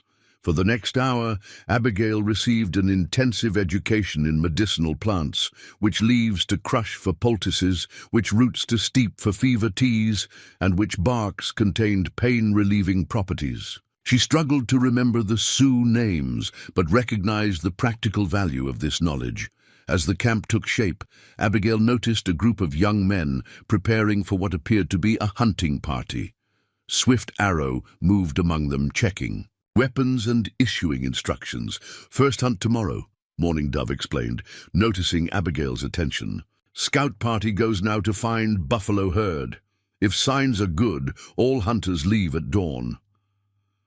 That evening, a special ceremony was conducted to ensure a successful hunt. Abigail watched, fascinated, as tribal members performed rituals their ancestors had practiced for centuries before these same hills. The haunting songs and rhythmic drumming continued long after darkness fell, the sacred music rising towards stars that seemed close enough to touch in the clear mountain air. When she finally retired to Mourning Dove's family teepee, Abigail found herself overwhelmed by the cultural immersion of the past days. She removed the small journal she had brought, recording her observations by the dim light of the central fire. How could she possibly capture this experience for the people of Rivercrest? How could words bridge the vast gulf of understanding? Dawn broke with a flurry of activity as the hunting party prepared to depart. Swift Arrow approached Abigail as she helped Mourning Dove prepare morning food. "I leave 2 bears to guard the camp," he said, referring to one of his trusted warriors. "If trouble comes, he will protect everyone." Abigail nodded. "Be safe, Swift Arrow." Something in her tone made him pause. Their eyes held for a moment longer than usual before he turned to mount his horse, leading the hunting party into the hills. The hunter's absence transformed the camp's dynamic. While the remaining warriors maintained vigilant watches, women took the opportunity to work on larger projects, stretching stored hides for new tipis, beginning elaborate beadwork, repairing winter clothing. Children practiced with small bows, or played complex games with painted stones and sticks. Mourning Dove and her female cousins invited Abigail to join them at the stream, where they washed hair with yucca root soap and shared stories of their first hunts, first romances, first experiences with women's mysteries. Despite the language barriers and cultural differences, Abigail found herself laughing alongside them, drawn into their circle of feminine camaraderie. "What was your man like in the East Place?" Mourning Dove asked suddenly. Abigail hesitated. "I'd never had a husband or sweetheart. I was focused on teaching, then on caring for my brother when he fell ill." This revelation surprised the young women. One of the cousins, Willow Song, spoke rapidly to Mourning Dove, who translated with diplomatic care. "Willow Song says it's strange for a woman your age not to have a man. Ask if Eastern men blind or foolish." The comment brought unexpected laughter, in from Abigail. "Perhaps a bit of both. Or perhaps I was waiting for something I couldn't yet imagine." The young women exchanged knowing glances, and Abigail realized with some embarrassment that they had misconstrued her meaning. "I didn't mean," she began, but was interrupted by shouts from the camp. The hunting party had returned, far earlier than expected, and without game. Something was wrong. The women hurried back to find the camp in commotion. Swift Arrow was issuing rapid commands while warriors armed themselves. "What's happening?" Abigail asked, searching for Mourning Dove in the confusion. "Army soldiers," came the grim reply. "Blue coats crossing our hunting grounds to the north. Many horses, many guns." Fear rippled through the camp. Relations between the Sioux and the U.S. Army had been tense since conflicts further west. While this band had maintained peaceful trading relations with settlements like Rivercrest, the military often made little distinction between hostile and friendly tribes. Swift Arrow gathered the community. "We must prepare to defend ourselves, if necessary," he announced, with Mourning Dove whispering translations to Abigail. "But first, we will try to speak with them. Perhaps they only pass through." Chief Greyhawk conferred with the tribal elders before addressing his son. When Swift Arrow translated for Abigail, his face was tight with concern. "My father reminds us that we have done nothing to provoke an attack. We should show strength, but avoid conflict if possible. I will ride out with 4 warriors to meet the soldiers. The rest will prepare the camp for defense." Abigail stepped forward. "Let me accompany you. A white woman might help prevent misunderstandings." Swift Arrow considered this. "It could place you in danger." "I'm already part of this camp," she countered. "If danger comes, it comes to all of us." After brief consultation with his father, Swift Arrow agreed. "Stay close to me. Speak only when I indicate." Within minutes, they were riding north, Swift Arrow and 4 warriors in traditional dress, Abigail conspicuous in her blue riding skirt. They followed a ridge that provided views across the rolling terrain, finally spotting the military column. In a valley below, approximately 50 cavalry soldiers escorting supply wagons. Swift Arrow raised his hand, and their small party halted on the ridgeline, clearly visible against the sky. It was a deliberate move, announcing their presence, without appearing threatening. The cavalry column soon noticed them, and a contingent of soldiers broke away, riding up the slope. "Let me approach first," Abigail suggested. "It will signal peaceful intentions." Swift Arrow nodded reluctantly. "First sign of threat, retreat." Immediately, Abigail urged her horse forward, heart pounding as she rode alone toward the approaching soldiers. As they drew closer, she recognized the insignia of a captain on the lead rider. "Ma'am?" The officer reined in his horse, clearly surprised to encounter a white woman. "Are you in distress?" "Not at all, Captain," she replied calmly. "I'm here as a guest and interpreter for Chief Swift Arrow of the Lakota Sioux. He wishes to inquire about your presence in these hunting grounds." The captain's eyebrows rose. "You're with them voluntarily?" "I am. There's a peaceful settlement at Rivercrest that's established new agreements with this band. May I ask your business here?" The officer studied her thoughtfully before answering. "Captain James Richardson, 7th Cavalry. We are escorting supplies to Fort Laramie and scouting this region on orders from Colonel Harney." Abigail's stomach tightened. Colonel Harney was notorious for his brutal tactics against native tribes. "These Sioux have legal hunting rights here, recognized by the territorial governor. They've maintained peaceful relations with settlements east of here." Captain Richardson glanced towards Swift Arrow and his warriors, who remained on the ridge, watching intently.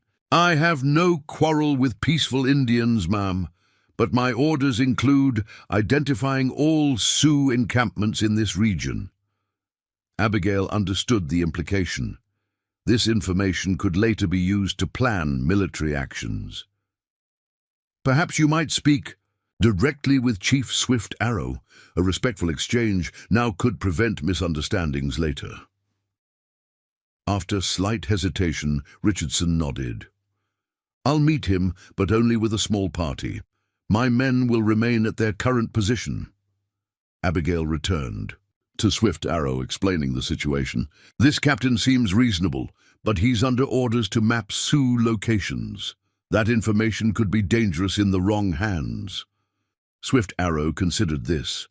"We cannot prevent them from finding our camp. The signs are clear to any trained eye. Better to meet openly and learn their true intentions." The meeting that followed was tense but civil. Captain Richardson dismounted as a gesture of respect, and Swift Arrow reciprocated.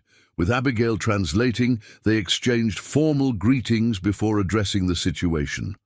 "My men need water and brief rest," Richardson explained.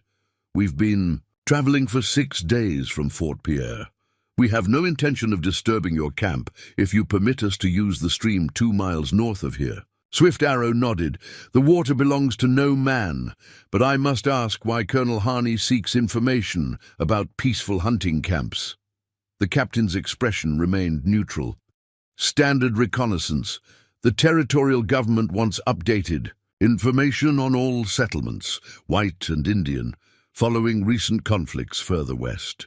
It wasn't the whole truth, Abigail suspected, but neither was it an immediate threat. Swift Arrow apparently reached the same conclusion. "You may water your horses and rest your men at the North Stream," he said. "As a gesture of peace, we will send meat if our hunters are successful today. But we ask that you continue your journey tomorrow and respect our hunting grounds." Richardson agreed to these terms, adding, "I'll report that this band is peaceful and operating within established treaty rights. That's the truth, and that's what I'll document." As they parted ways, the captain turned to Abigail. "Ma'am, might I have a private word?" Swift Arrow tensed, but Abigail nodded reassuringly. "I'll rejoin you momentarily." When they were alone, Richardson spoke quietly. "I should inform you that your presence here is causing some talk in the settlements. Patrol reported to Fort Pierre that a white woman was living willingly among the Sioux.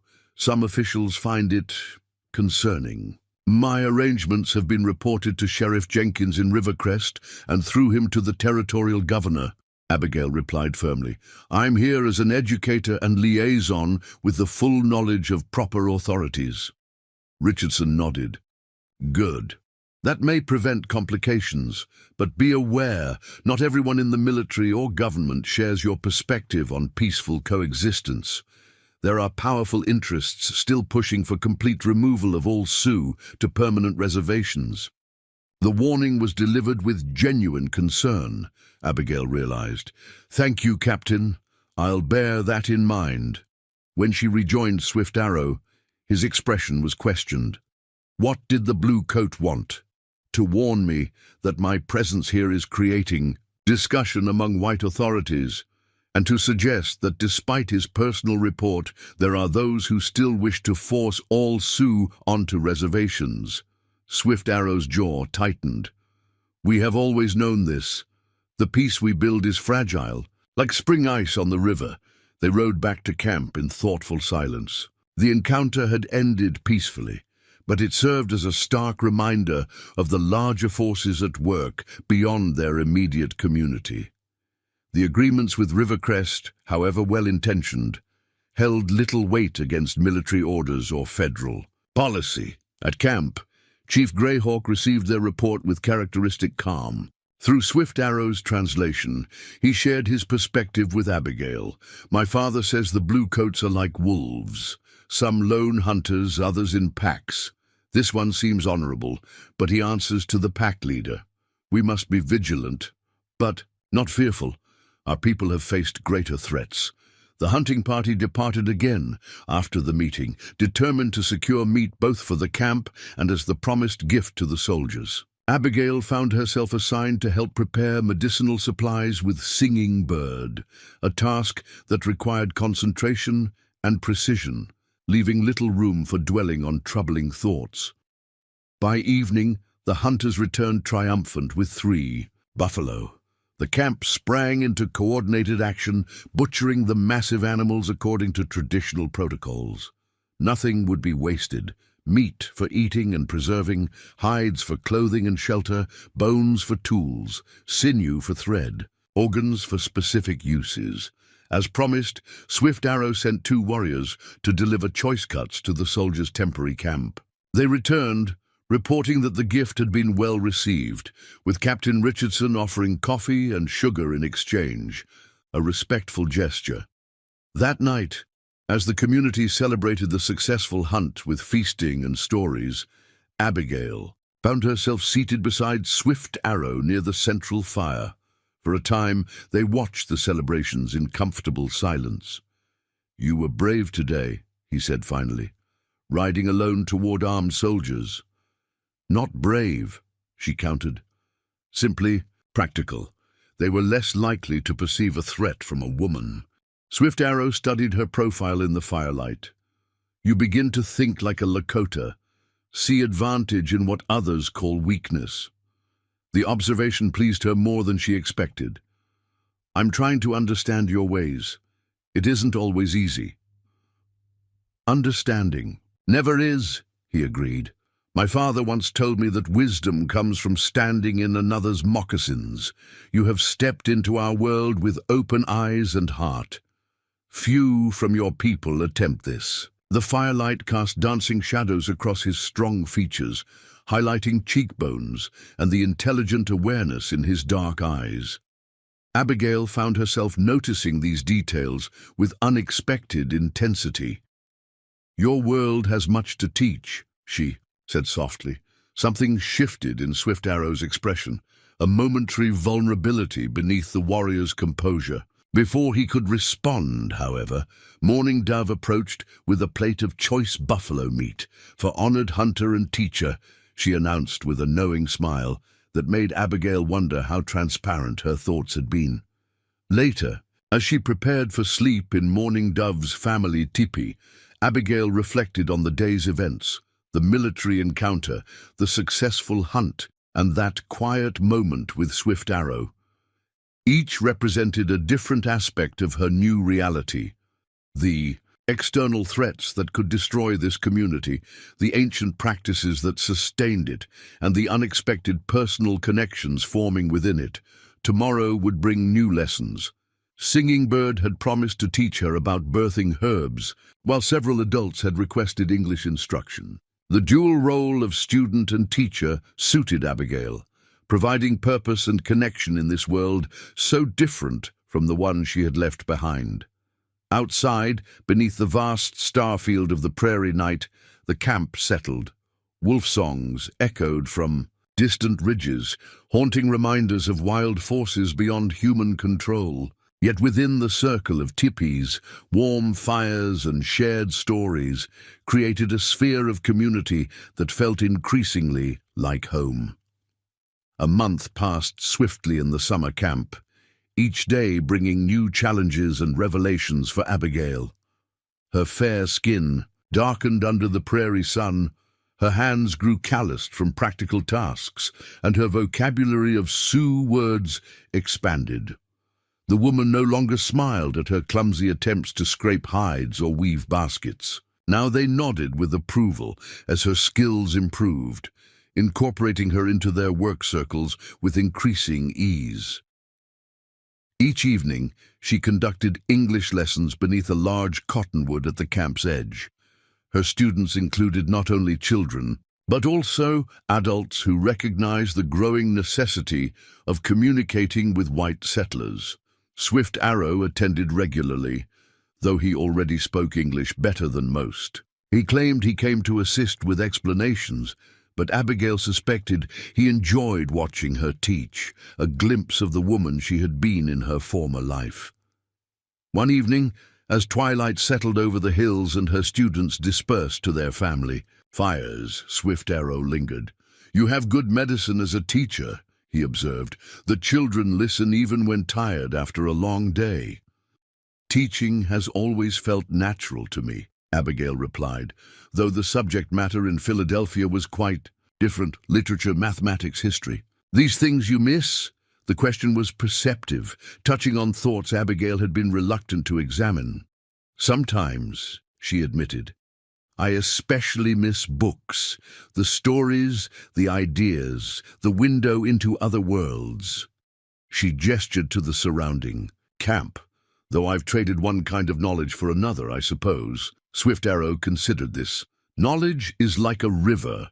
Many streams flow into one current." He hesitated, then added, "Tomorrow I will show you something after the morning meal." Curious, Abigail arrived at his teepee the following day to find him waiting with horses saddled. "Where are we going?" "Not far. Place I think you should see." They rode into the foothills, following game trails through stands of pine and aspen. The cool mountain air was a welcome relief from the summer heat of the valley. After an hour's ride, they crested a ridge overlooking a secluded meadow where a small cabin stood, incongruous in this wilderness setting. "A white man's dwelling?" Abigail asked, surprised. Swift Arrow nodded. "Old trapper, Ben Hawkins, lived here many winters, traded fair with Lakota, learned our ways, our language, died 2 winters ago, his choice to be buried on this ridge." He pointed to a simple marker beneath a gnarled pine. "Why did he stay here, so far from settlements?"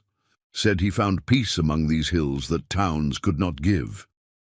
Swift Arrow dismounted, tying his horse to a young aspen. "Come." "Something." "Inside, you should see." The cabin's interior was spare but well maintained. A stone fireplace occupied one wall, simple furnishings another. But what captured Abigail's attention was the third wall, lined entirely with bookshelves filled with volumes of every size. "Books," she breathed, moving toward them reverently. Her fingers traced leather spines, cloth bindings, titles half faded. With age, Shakespeare, Milton, Thoreau, Emerson, scientific treatises, philosophical works, histories, and journals of exploration. Hawkins believed in 2 kinds of knowledge, Swift Arrow explained. "That of books and that of land." Said true. "Wisdom came from both." He gestured around the cabin. "After death, my father ordered this place protected, sacred in its way, like our ancestral sites." Abigail turned to him, understanding dawning. "You're offering me access to these books?" He nodded. "Path is well marked. You ride here when duties allow, read, think, write your own thoughts, bring knowledge back to camp as Hawkins once did." The thoughtfulness of the gesture overwhelmed her. Swift Arrow had recognized a core aspect of her identity she feared losing, and found a way to honor it. "Thank you," she said simply, knowing more elaborate words would be inadequate. Swift Arrow moved to the cabin's single window, looking out across the meadow. Hawkins was respected by my people because he learned our ways without forgetting his own. He stood between worlds like you tried to do. He turned back to her. Not an easy path, often lonely, but it's important. In that moment, something shifted between them, a deepening of understanding, a recognition of shared purpose that transcended their different origins. The air in the cabin felt suddenly charged with an unspoken possibility. A distant thunderclap broke the spell. Swift Arrow glanced toward the darkening sky, visible through the window. "Storm comes. We should return to camp." They secured the cabin and rode swiftly back, reaching the valley just as fat raindrops began to fall. By the time they arrived at camp, the storm had intensified, sending everyone hurrying for shelter. Inside Mourning Dove's family teepee, Abigail found herself thinking about Swift Arrow. The thoughtfulness behind showing her the cabin, the way he seemed to truly see her needs and concerns. These reflections were interrupted when Mourning Dove entered, rain dripping from her braids. "Riders coming," she announced, "from the Rivercrest direction." Despite the storm, Swift Arrow and several warriors rode out to meet the approaching party. They returned escorting 3 sodden figures, Sheriff Jenkins, Dr. Wilson, and a stranger in the formal attire of a government official. Though his clothes were now thoroughly drenched, Chief Greyhawk ordered a council fire built beneath a large hide shelter at the camp's center. Once the visitors had changed into dry blankets provided by the tribe, a formal meeting convened. "Miss Thornton," Jenkins nodded in greeting. "You're looking well." "Sheriff," she replied warmly. "Dr. Wilson, what brings you out in such weather?" Jenkins gestured to the stranger. "This is Mr. Howard Ellsworth from the Territorial Indian Commission. He's here about the railroad matter and the new agreements." Ellsworth was a thin man with spectacles and a nervous demeanor that seemed exacerbated by finding himself in a Sioux camp. As Abigail made introductions, she noted his surprise at her easy manner with the tribal leaders. "You actually live among them?" he asked incredulously when they had a moment apart. "For over a month now," she confirmed. "I'm learning their language and teaching English. It's been remarkably educational." "Quite unconventional," Ellsworth murmured, "but potentially useful for my purposes. I need to communicate complex legal and technical details about the railroad proposal." The council began formally, with Swift Arrow translating between Sioux and English. Ellsworth presented maps showing the proposed rerouting of the railroad line away from the primary hunting grounds, as negotiated earlier with Jenkins. The Dakota Eastern Railroad Company has reluctantly agreed to consider the southern route, Ellsworth explained, but they have conditions. Chief Greyhawk listened impassively as Swift Arrow translated the conditions. A 50-foot right-of-way through a narrow portion of traditional Sioux territory, permission to establish a water station near Crooked Creek, and assurances that the construction crews would not be harassed. "In exchange," Ellsworth continued, "the territorial government will formally recognize the hunting rights outlined in the original treaty and provide compensation for the inconvenience." When this was translated, Greyhawk spoke at length. Swift Arrow conveyed his response. "My father says words on paper have proven fragile in the past. What guarantees do we have that these agreements will be honored when the Iron Horse runs and white settlements grow along its path?" It was a penetrating question that struck at the heart of decades of broken treaties. Ellsworth shifted uncomfortably. "The territorial governor has personally endorsed this agreement," he replied, "and there will be a military presence at Fort Laramie to ensure compliance by both parties." Abigail noted the skeptical expressions among the tribal council. The military was viewed more as threat than protection by most Sioux.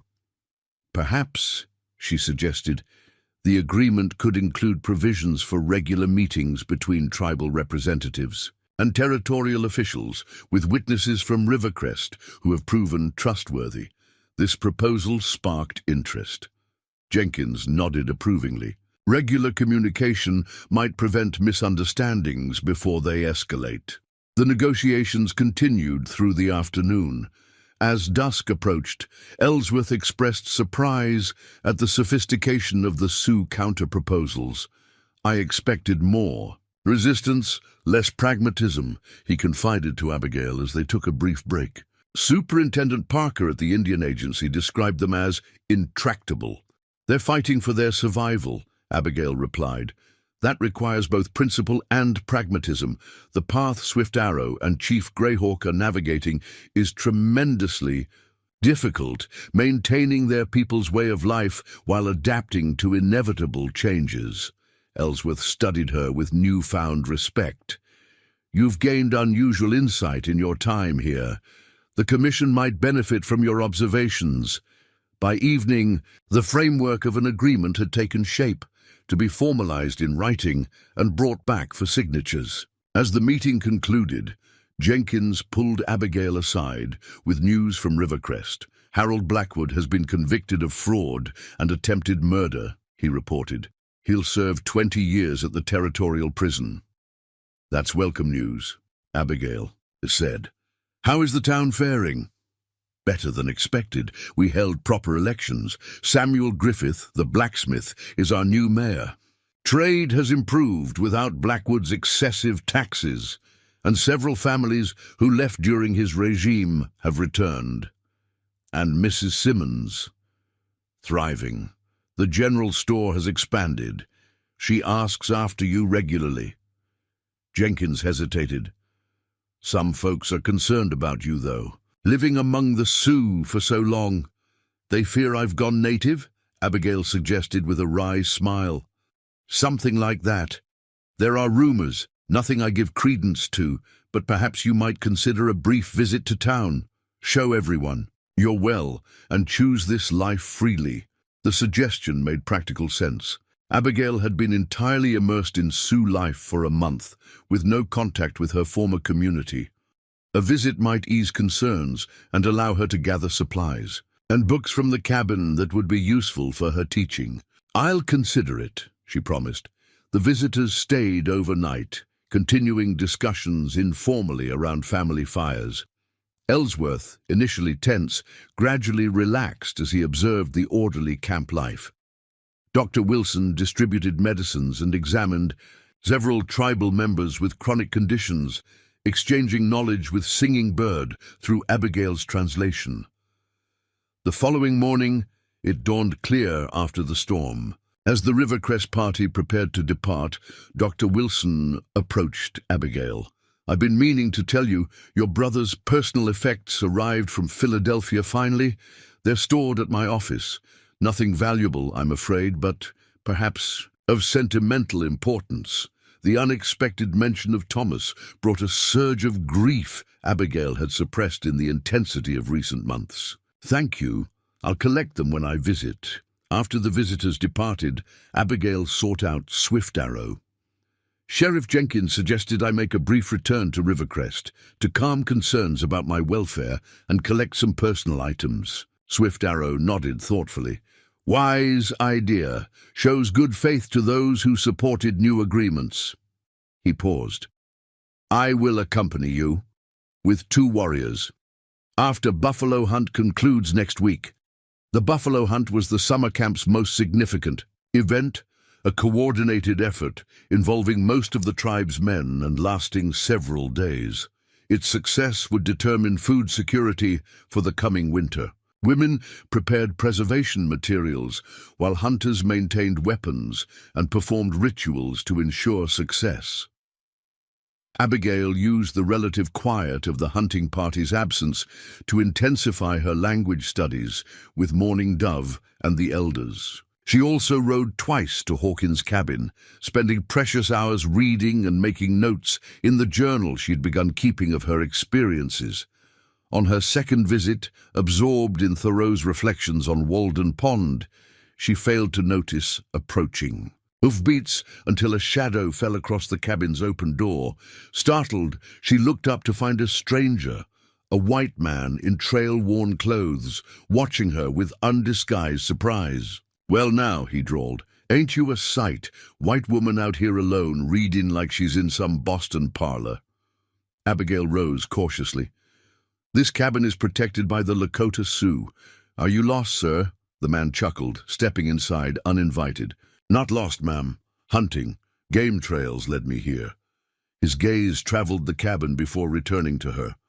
You living here? All alone? I'm visiting from the Sioux camp in the valley, she replied, keeping her voice steady despite growing unease. Chief Greyhawk's people. This information gave the man pause. You with the Indians? Willingly? I am, as their teacher and translator. He studied her skeptically, then shrugged. Heard rumors about a white woman living with the Sioux, thought it was trail talk. He extended a calloused hand. Jim Calvert, trapper and guide, currently showing some railroad surveyors the lay of the land north of here. Abigail accepted the handshake cautiously. Railroad surveyors, the approved route runs south of these hills. Calvert's expression remained neutral, but something flickered in his eyes. Does it now? Guess they're just being thorough, checking all options. The revelation sent a chill through Abigail. The negotiations with Ellsworth were proceeding in good faith, while simultaneously surveyors were examining the very route the Sioux had rejected, through prime hunting grounds. These surveyors, she pressed, are they with Dakota Eastern Railroad? Might be, Calvert replied evasively. Don't involve myself in their business details. He glanced around the cabin again. Old Ben Hawkins' place, ain't it? Knew him years back. Peculiar man, living so close to Indian territory. He had good relations with the Sioux, Abigail said pointedly. So I heard. Calvert moved toward the bookshelves, running a finger along the spines. Mighty fine collection, worth something to the right buyer. They're not for sale. They belong to the tribe now. This statement clearly amused him. Indians owning books. Now I've heard everything. He turned back to her.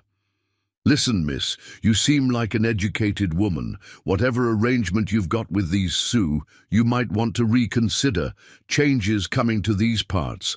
Armies establishing new forts along. The Bozeman Trail. Settlers pushing west by the hundreds. The Indians' days of roaming free are numbered. The treaties guarantee their hunting grounds, Abigail countered. Calvert laughed outright. Treaties ain't worth the paper they're written on once gold's discovered, or railroads need passing. His expression turned serious. I've seen how these things end. It ain't pretty for anyone who ties their fate too closely to the tribes. Before Abigail could respond, movement outside caught her attention. Through the window, she glimpsed two Sioux hunters approaching on horseback, scouts from the main hunting party, recognizable by their distinctive feathers. Calvert followed her gaze. Your friends, I take it. Then I'll be on my way. He moved toward the door, then paused. One piece of friendly advice, miss. There's a world of difference between being a white teacher to Indians and being mistaken for one who's joined them completely. Soldiers and settlers don't always pause to make that distinction when trouble starts. With that warning, he departed, mounting his horse and riding into the trees just as the Sioux scouts arrived. The younger of the two, Eagle Feather, dismounted. With fluid grace, bow at the ready. Man, leave. Who? He asked in broken English. A trapper, Abigail replied, her mind still processing Calvert's revelations. He stumbled upon the cabin by accident. Eagle Feather's expression remained suspicious. No accident. White men in hills, 3 days. Following buffalo, watching camp. This confirmation of multiple intruders alarmed Abigail. We should return to camp. Swift Arrow needs to know about this. The hunting party had returned when they reached the valley, their efforts successful beyond expectations. 6 buffalo had been taken, ensuring abundant meat for the coming winter. The camp was abuzz with activity as butchering began, and meat-drying racks were prepared. Swift Arrow listened to Abigail's account of the encounter with growing concern. Surveyors north of our camp, while treaty men talk of the southern route? His expression darkened. Old game, speak peace with one hand, prepare war with the other. The trapper mentioned new forts along the Bozeman Trail, Abigail added, and increasing settler movement westward. Swift Arrow nodded grimly. We have heard such rumors. Many tribes further west are already fighting to protect hunting grounds. He gazed toward the distant hills. If buffalo migration routes are cut by railroad or settlers, winter will bring hunger, no matter how successful the summer hunt. That evening, as the community celebrated the successful hunt, undercurrents of tension ran beneath the festivities. Swift Arrow conferred at length with his father and the tribal council. Warriors took turns at expanded watch positions around the camp's perimeter. Abigail found herself contemplating Calvert's warning about being too closely tied to the tribe's fate. Her position was indeed precarious, neither fully accepted in white society anymore, nor truly Sioux. Yet as she watched Mourning Dove laughing with her cousins, remembered Swift Arrow's thoughtful gift of access to Hawkins' library, and considered the rich knowledge Singing Bird had shared, she realized these connections had become precious to her. Later, as most of the camp slept, Swift Arrow sought her out where she sat beside a dying fire, writing in her journal. "Tomorrow, we prepare for the Rivercrest journey," he said, settling beside her. "4 warriors will accompany us, not 2 as planned. Safer with survey men in hills," Abigail nodded. "Will you tell Sheriff Jenkins about the Northern Survey work?" "Yes. Must know which white men speak with a forked tongue." He stared into the embers. If the railroad truly plans a northern route through buffalo lands, peace becomes harder to maintain. The gravity of his tone conveyed the stakes more clearly than elaborate explanations could have. The fragile balance they had been building between tradition and adaptation, between separate cultures finding common ground, might collapse under external pressures neither community could control. "What would happen then?" she asked quietly. Swift Arrow's profile was resolute in the dim light. "Then difficult choices come. For my people, for Rivercrest." He turned to meet her gaze. "For you, Abigail Thornton. Path between worlds grows narrow when those worlds prepare for conflict." In the silence that followed, Abigail felt the weight of these potential choices, not abstract or distant, but immediate and personal. Her journey from reluctant bride to cultural mediator had led her to a precipice she hadn't anticipated, where, more than her own fate hung in the balance, Swift Arrow seemed to read her thoughts. "Fear solves nothing," he said gently. "Each day brings its own steps to walk. Tomorrow we will ride to Rivercrest. We speak the truth. We listen. We search for a path forward."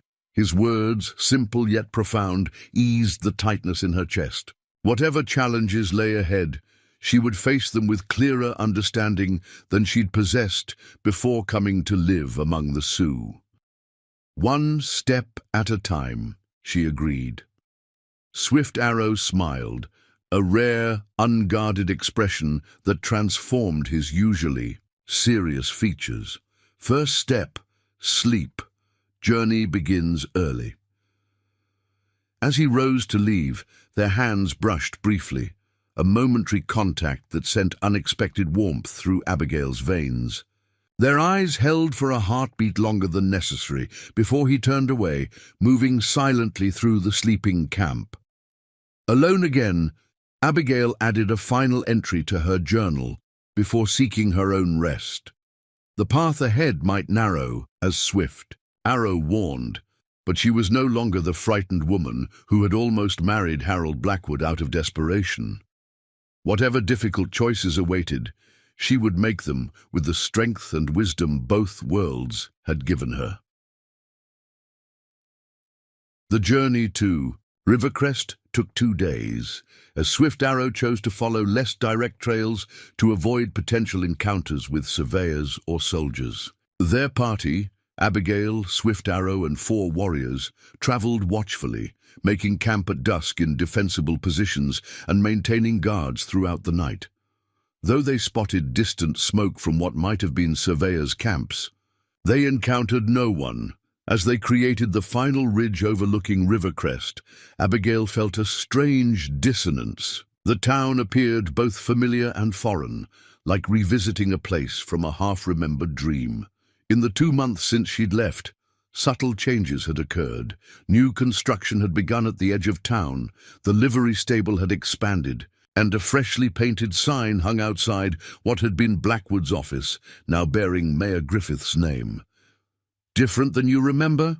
Swift Arrow asked, noting her intent gaze. "Yes and no," she replied. "The buildings are the same, but it feels smaller somehow." He nodded understandingly. When vision expands, known places shrink.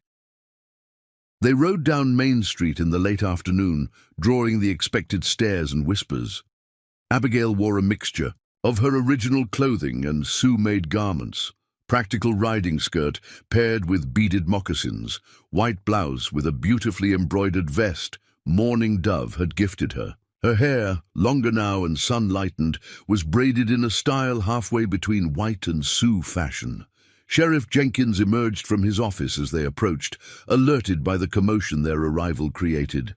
"Miss Thornton, Chief Swift Arrow, welcome back to Rivercrest." "Sheriff," Abigail nodded, "we have important information to discuss." Jenkins glanced at the gathering crowd of curious onlookers. "My office would be more private." Inside, they related the encounter with Jim Calvert and the evidence of surveying activity in the northern hills, directly contradicting the southern route being negotiated with Ellsworth. "Damn," Jenkins muttered. "Either Ellsworth is being played by his superiors or he's deliberately misleading us all." "Can you send a message to the territorial capital?" Abigail asked. "Demand clarification before any agreement is signed?" "I dispatched a rider yesterday with our initial response to Ellsworth's proposal. I can send another tomorrow with these new concerns." Jenkins rubbed his jaw thoughtfully. "The problem is proving these surveyors are actually working for Dakota Eastern. They could claim they're simply mapping the territory for other purposes." Swift Arrow's expression remained stoic, but Abigail could read the tension in his shoulders. "My people have lived through many broken promises. Words on paper mean little when actions speak differently." Before Jenkins could respond, the office. Udoka opened, admitting Mrs. Simmons. The older woman stopped short at the sight of Abigail, then rushed forward to embrace her. "Look at you," she exclaimed, stepping back to take in Abigail's appearance. "Healthy and strong, if a bit weathered by the sun." Her shrewd eyes noted the subtle changes in posture, confidence, and attire. "Life among the Sioux clearly agrees with you. It has been challenging but rewarding," Abigail replied warmly. "I've learned so much, Mrs. Simmons." The storekeeper nodded to Swift Arrow respectfully. "Chief, your people's craftsmanship is still greatly missed in our market. The beadwork and hides we used to trade for were superior to anything coming from the East." This acknowledgement of past positive relations seemed to ease some of Swift Arrow's tension. Perhaps such trade may happen again, if true agreements can be reached. They continued their discussion at Mrs. Simmons's home behind the general store, where she insisted on providing a proper meal. Over dinner, they outlined a strategy. Jenkins would investigate the survey parties, while Swift Arrow would send scouts to monitor their activities.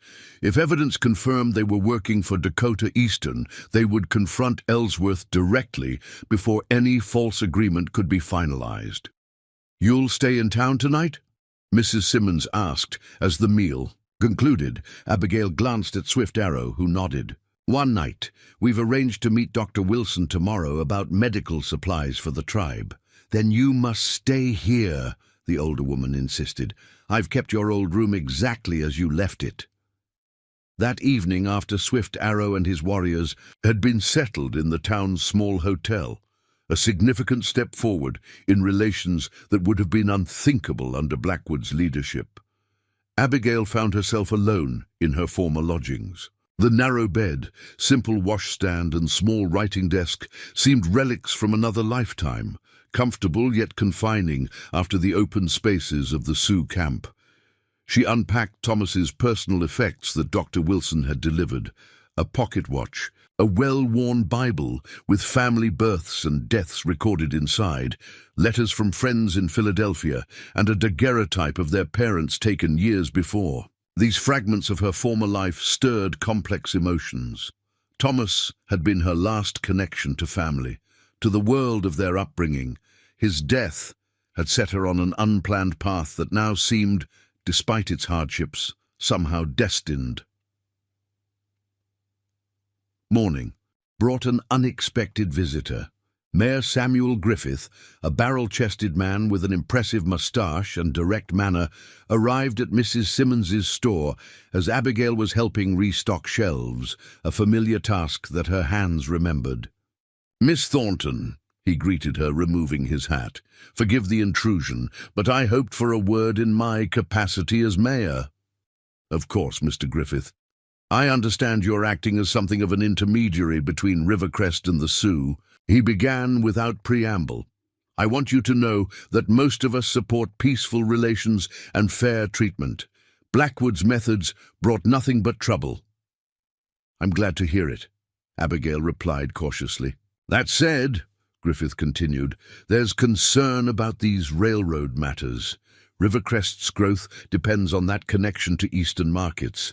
We can't afford to be bypassed if the line is rerouted too far south." The mayor's transparency was refreshing after Blackwood's manipulations. The current proposal would bring the railroad within 5 miles of town, Abigail explained. "Close enough for practical access while respecting the Sioux hunting grounds," Griffith nodded. "A reasonable compromise, but we've heard rumors of government pressure to push the northern route regardless of local agreements." "We've heard similar concerns," Abigail acknowledged. "Chief Swift Arrow is equally troubled by surveyors working in the northern hills, while negotiations focus on the southern route." "Two-faced dealing," Griffith frowned. "Unfortunately common with the territorial government." He straightened his vest decisively. "Rivercrest Council has voted to support the negotiated southern route officially. We believe stable relations with the Sioux benefit everyone's prosperity." This unexpected alliance heartened Abigail. "The chief will be pleased to hear it. United local voices might carry more weight with territorial authorities." After Griffith departed, Abigail sought out Swift Arrow, finding him in conversation with several townsmen outside the blacksmith shop. The ease with which he engaged with these frontier men, discussing hunting techniques, weather patterns, and horse breeding, revealed his diplomatic skills. Building understanding began with such small, practical exchanges. Mayor Griffith visited, she informed him when they had a private moment. "Rivercrest Council officially supports the Southern Railroad route." Swift Arrow absorbed this news with measured optimism. Good allies to have. But the final decision comes from the territorial capital, where Sioux voices are rarely heard. Their next stop was Dr. Wilson's office, where the physician had prepared supplies for Singing Bird. As they discussed medicinal applications, commotion erupted on the street outside. Raised voices, the pounding of hooves, shouts of alarm. Dr. Wilson moved to the window. "Soldiers," he reported grimly, "a full detachment." Swift Arrow tensed, hand moving instinctively toward the knife at his belt. "How many?" 20, perhaps 30. "Captain Richardson appears to be leading them." This detail provided slight reassurance. Captain Richardson had been reasonable during their previous encounter. Abigail joined the doctor at the window, watching as the cavalry unit formed up in the town square. A crowd gathered, with Sheriff Jenkins pushing through to meet the captain. "We should join them," she suggested. "Find out what brings them here." Outside, Captain Richardson was dismounting as they approached. He acknowledged them with a nod that revealed no surprise at finding Swift Arrow in town. "Miss Thornton." "Chief." "Fortuitous that you're both here. Saves me sending messengers to your camp." "What brings you to Rivercrest, Captain?" Jenkins asked directly. Richardson removed his gloves, his expression grave. Multiple matters of concern. First, I've been ordered to inform all settlements and Indian encampments that hostilities have broken out between the Army and Northern Cheyenne near Fort Reno. There's concern the conflict may spread to other tribes. This news sent a ripple of unease through the gathering crowd. The Cheyenne were allies of the Sioux, bound by language, custom, and intermarriage. What sparked these hostilities? Abigail asked. Dispute over hunting territories encroached upon by the Bozeman Trail, Richardson replied. Unfortunately, shots were fired, casualties taken on both sides. Swift Arrow's face remained impassive, but Abigail could read the concern in his eyes. Conflict with the Cheyenne inevitably affected all Plains tribes. Second, Richardson continued, I've received orders regarding the Dakota Eastern Railroad survey. The territorial governor has endorsed the northern route, despite local objections. Survey teams have territorial authorization to continue their work. Mayor Griffith pushed forward. That contradicts everything we've been negotiating. The southern route was agreed upon by all parties here. I'm simply conveying official decisions, Mr. Mayor. The northern route has been deemed more economically viable by the railroad company and more strategically advantageous by the War Department. Strategically advantageous? Jenkins echoed with sudden understanding. Because it would cut off Sioux access to their hunting grounds, force them onto reservations. Richardson didn't confirm this interpretation, but his silence was telling. Finally, he said, I have instructions regarding... He hesitated, glancing at Abigail. Regarding white persons living among the Indian tribes. The territorial governor has expressed concern about divided loyalties during these unstable times. The implication was unmistakable. Abigail felt the weight of every gaze in the square. Are you saying I'm prohibited from returning to the Sioux camp? Not prohibited, but I strongly advised against it. The Army cannot guarantee protection to whites who choose to remain with tribes that might become hostile. Swift Arrow stepped forward, his dignity commanding attention. Abigail Thornton lives under my protection and that of Chief Greyhawk. No harm comes to her among Lakota. I don't doubt your intentions, Chief, Richardson replied, but orders from Fort Laramie are clear. The situation is deteriorating throughout the territory. A tense silence fell over the square. The conflict they had feared was materializing, not as an isolated disagreement over a railroad route, but as part of a larger pattern across the frontier. The pressure to separate cultures, to dissolve the bridges being built between communities, came not from local animosities, but from distant powers with broader agendas. Mayor Griffith broke the impasse. Captain, we appreciate the warning about the Cheyenne situation. As for the railroad matter, Rivercrest will be sending a formal petition to the territorial governor reaffirming our support for the negotiated southern route. As is your right, Mr. Mayor. Richardson's tone suggested the futility of such efforts. Regarding Miss Thornton, Jenkins added, her arrangement with the Sioux has territorial approval through previous communications.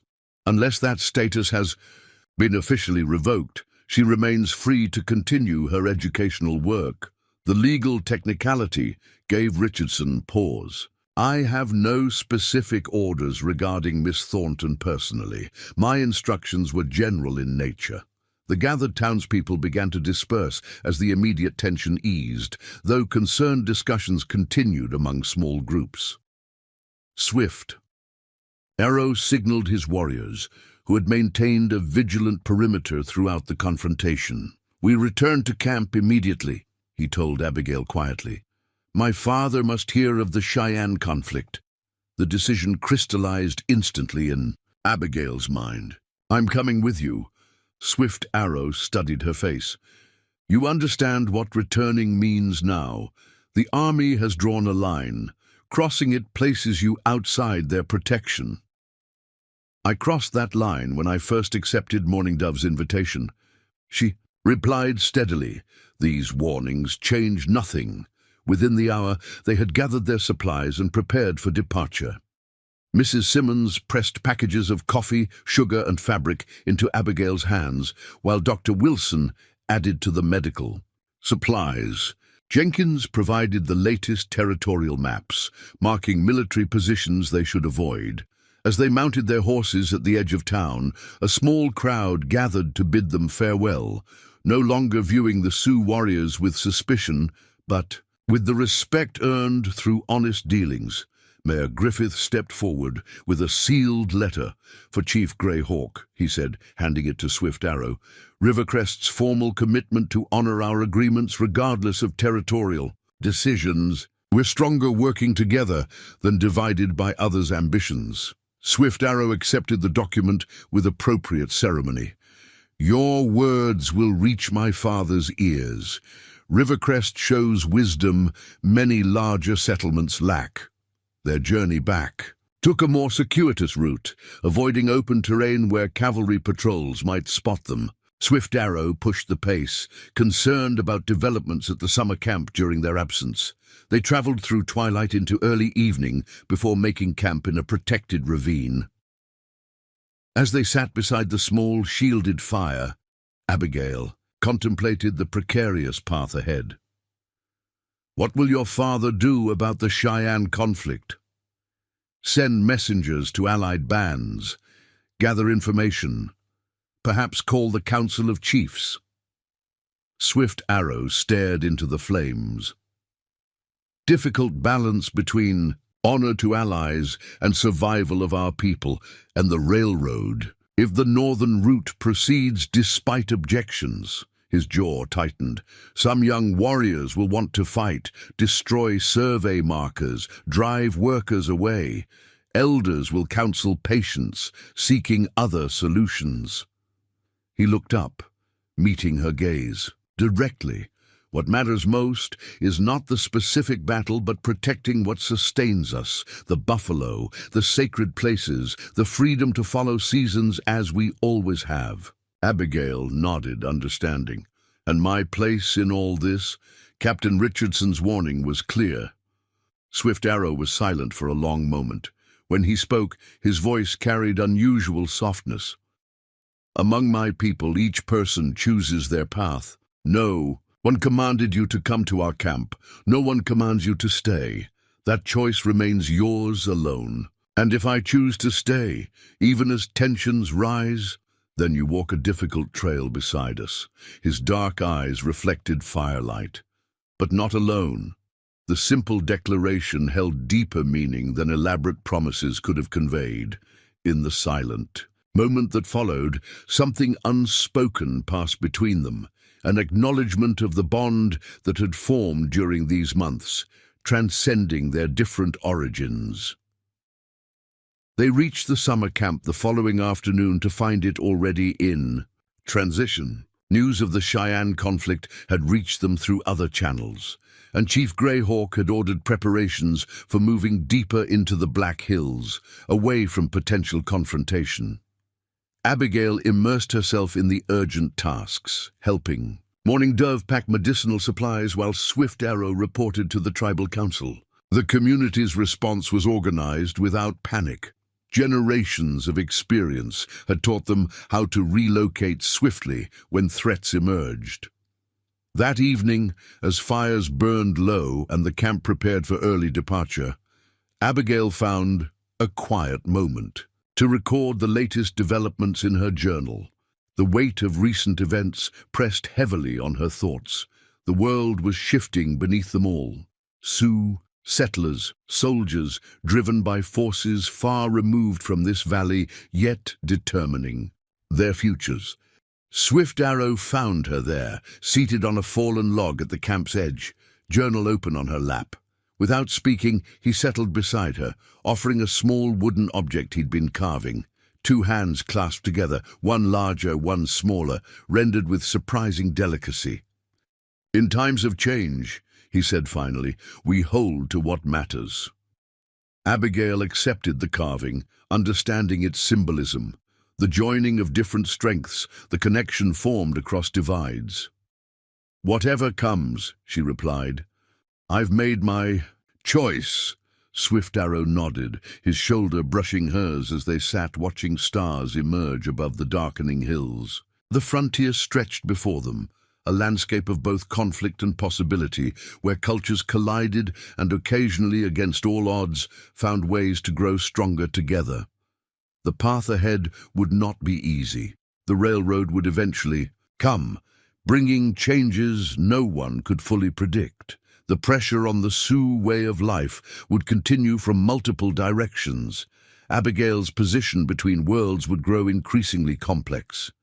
Yet in this moment, as night settled over the camp preparing for tomorrow's journey, she felt a certainty that transcended these concerns. The frightened woman who had nearly married Rivercrest's cruel mayor out of desperation had found something unexpected on this frontier. Not just escape from one man's tyranny, but a purpose and connection that gave meaning to freedom. Tomorrow will bring its own challenges. But tonight, beneath the vast prairie sky, Abigail Thornton and Swift Arrow sat in companionable silence, two people from different worlds who had found common ground in the most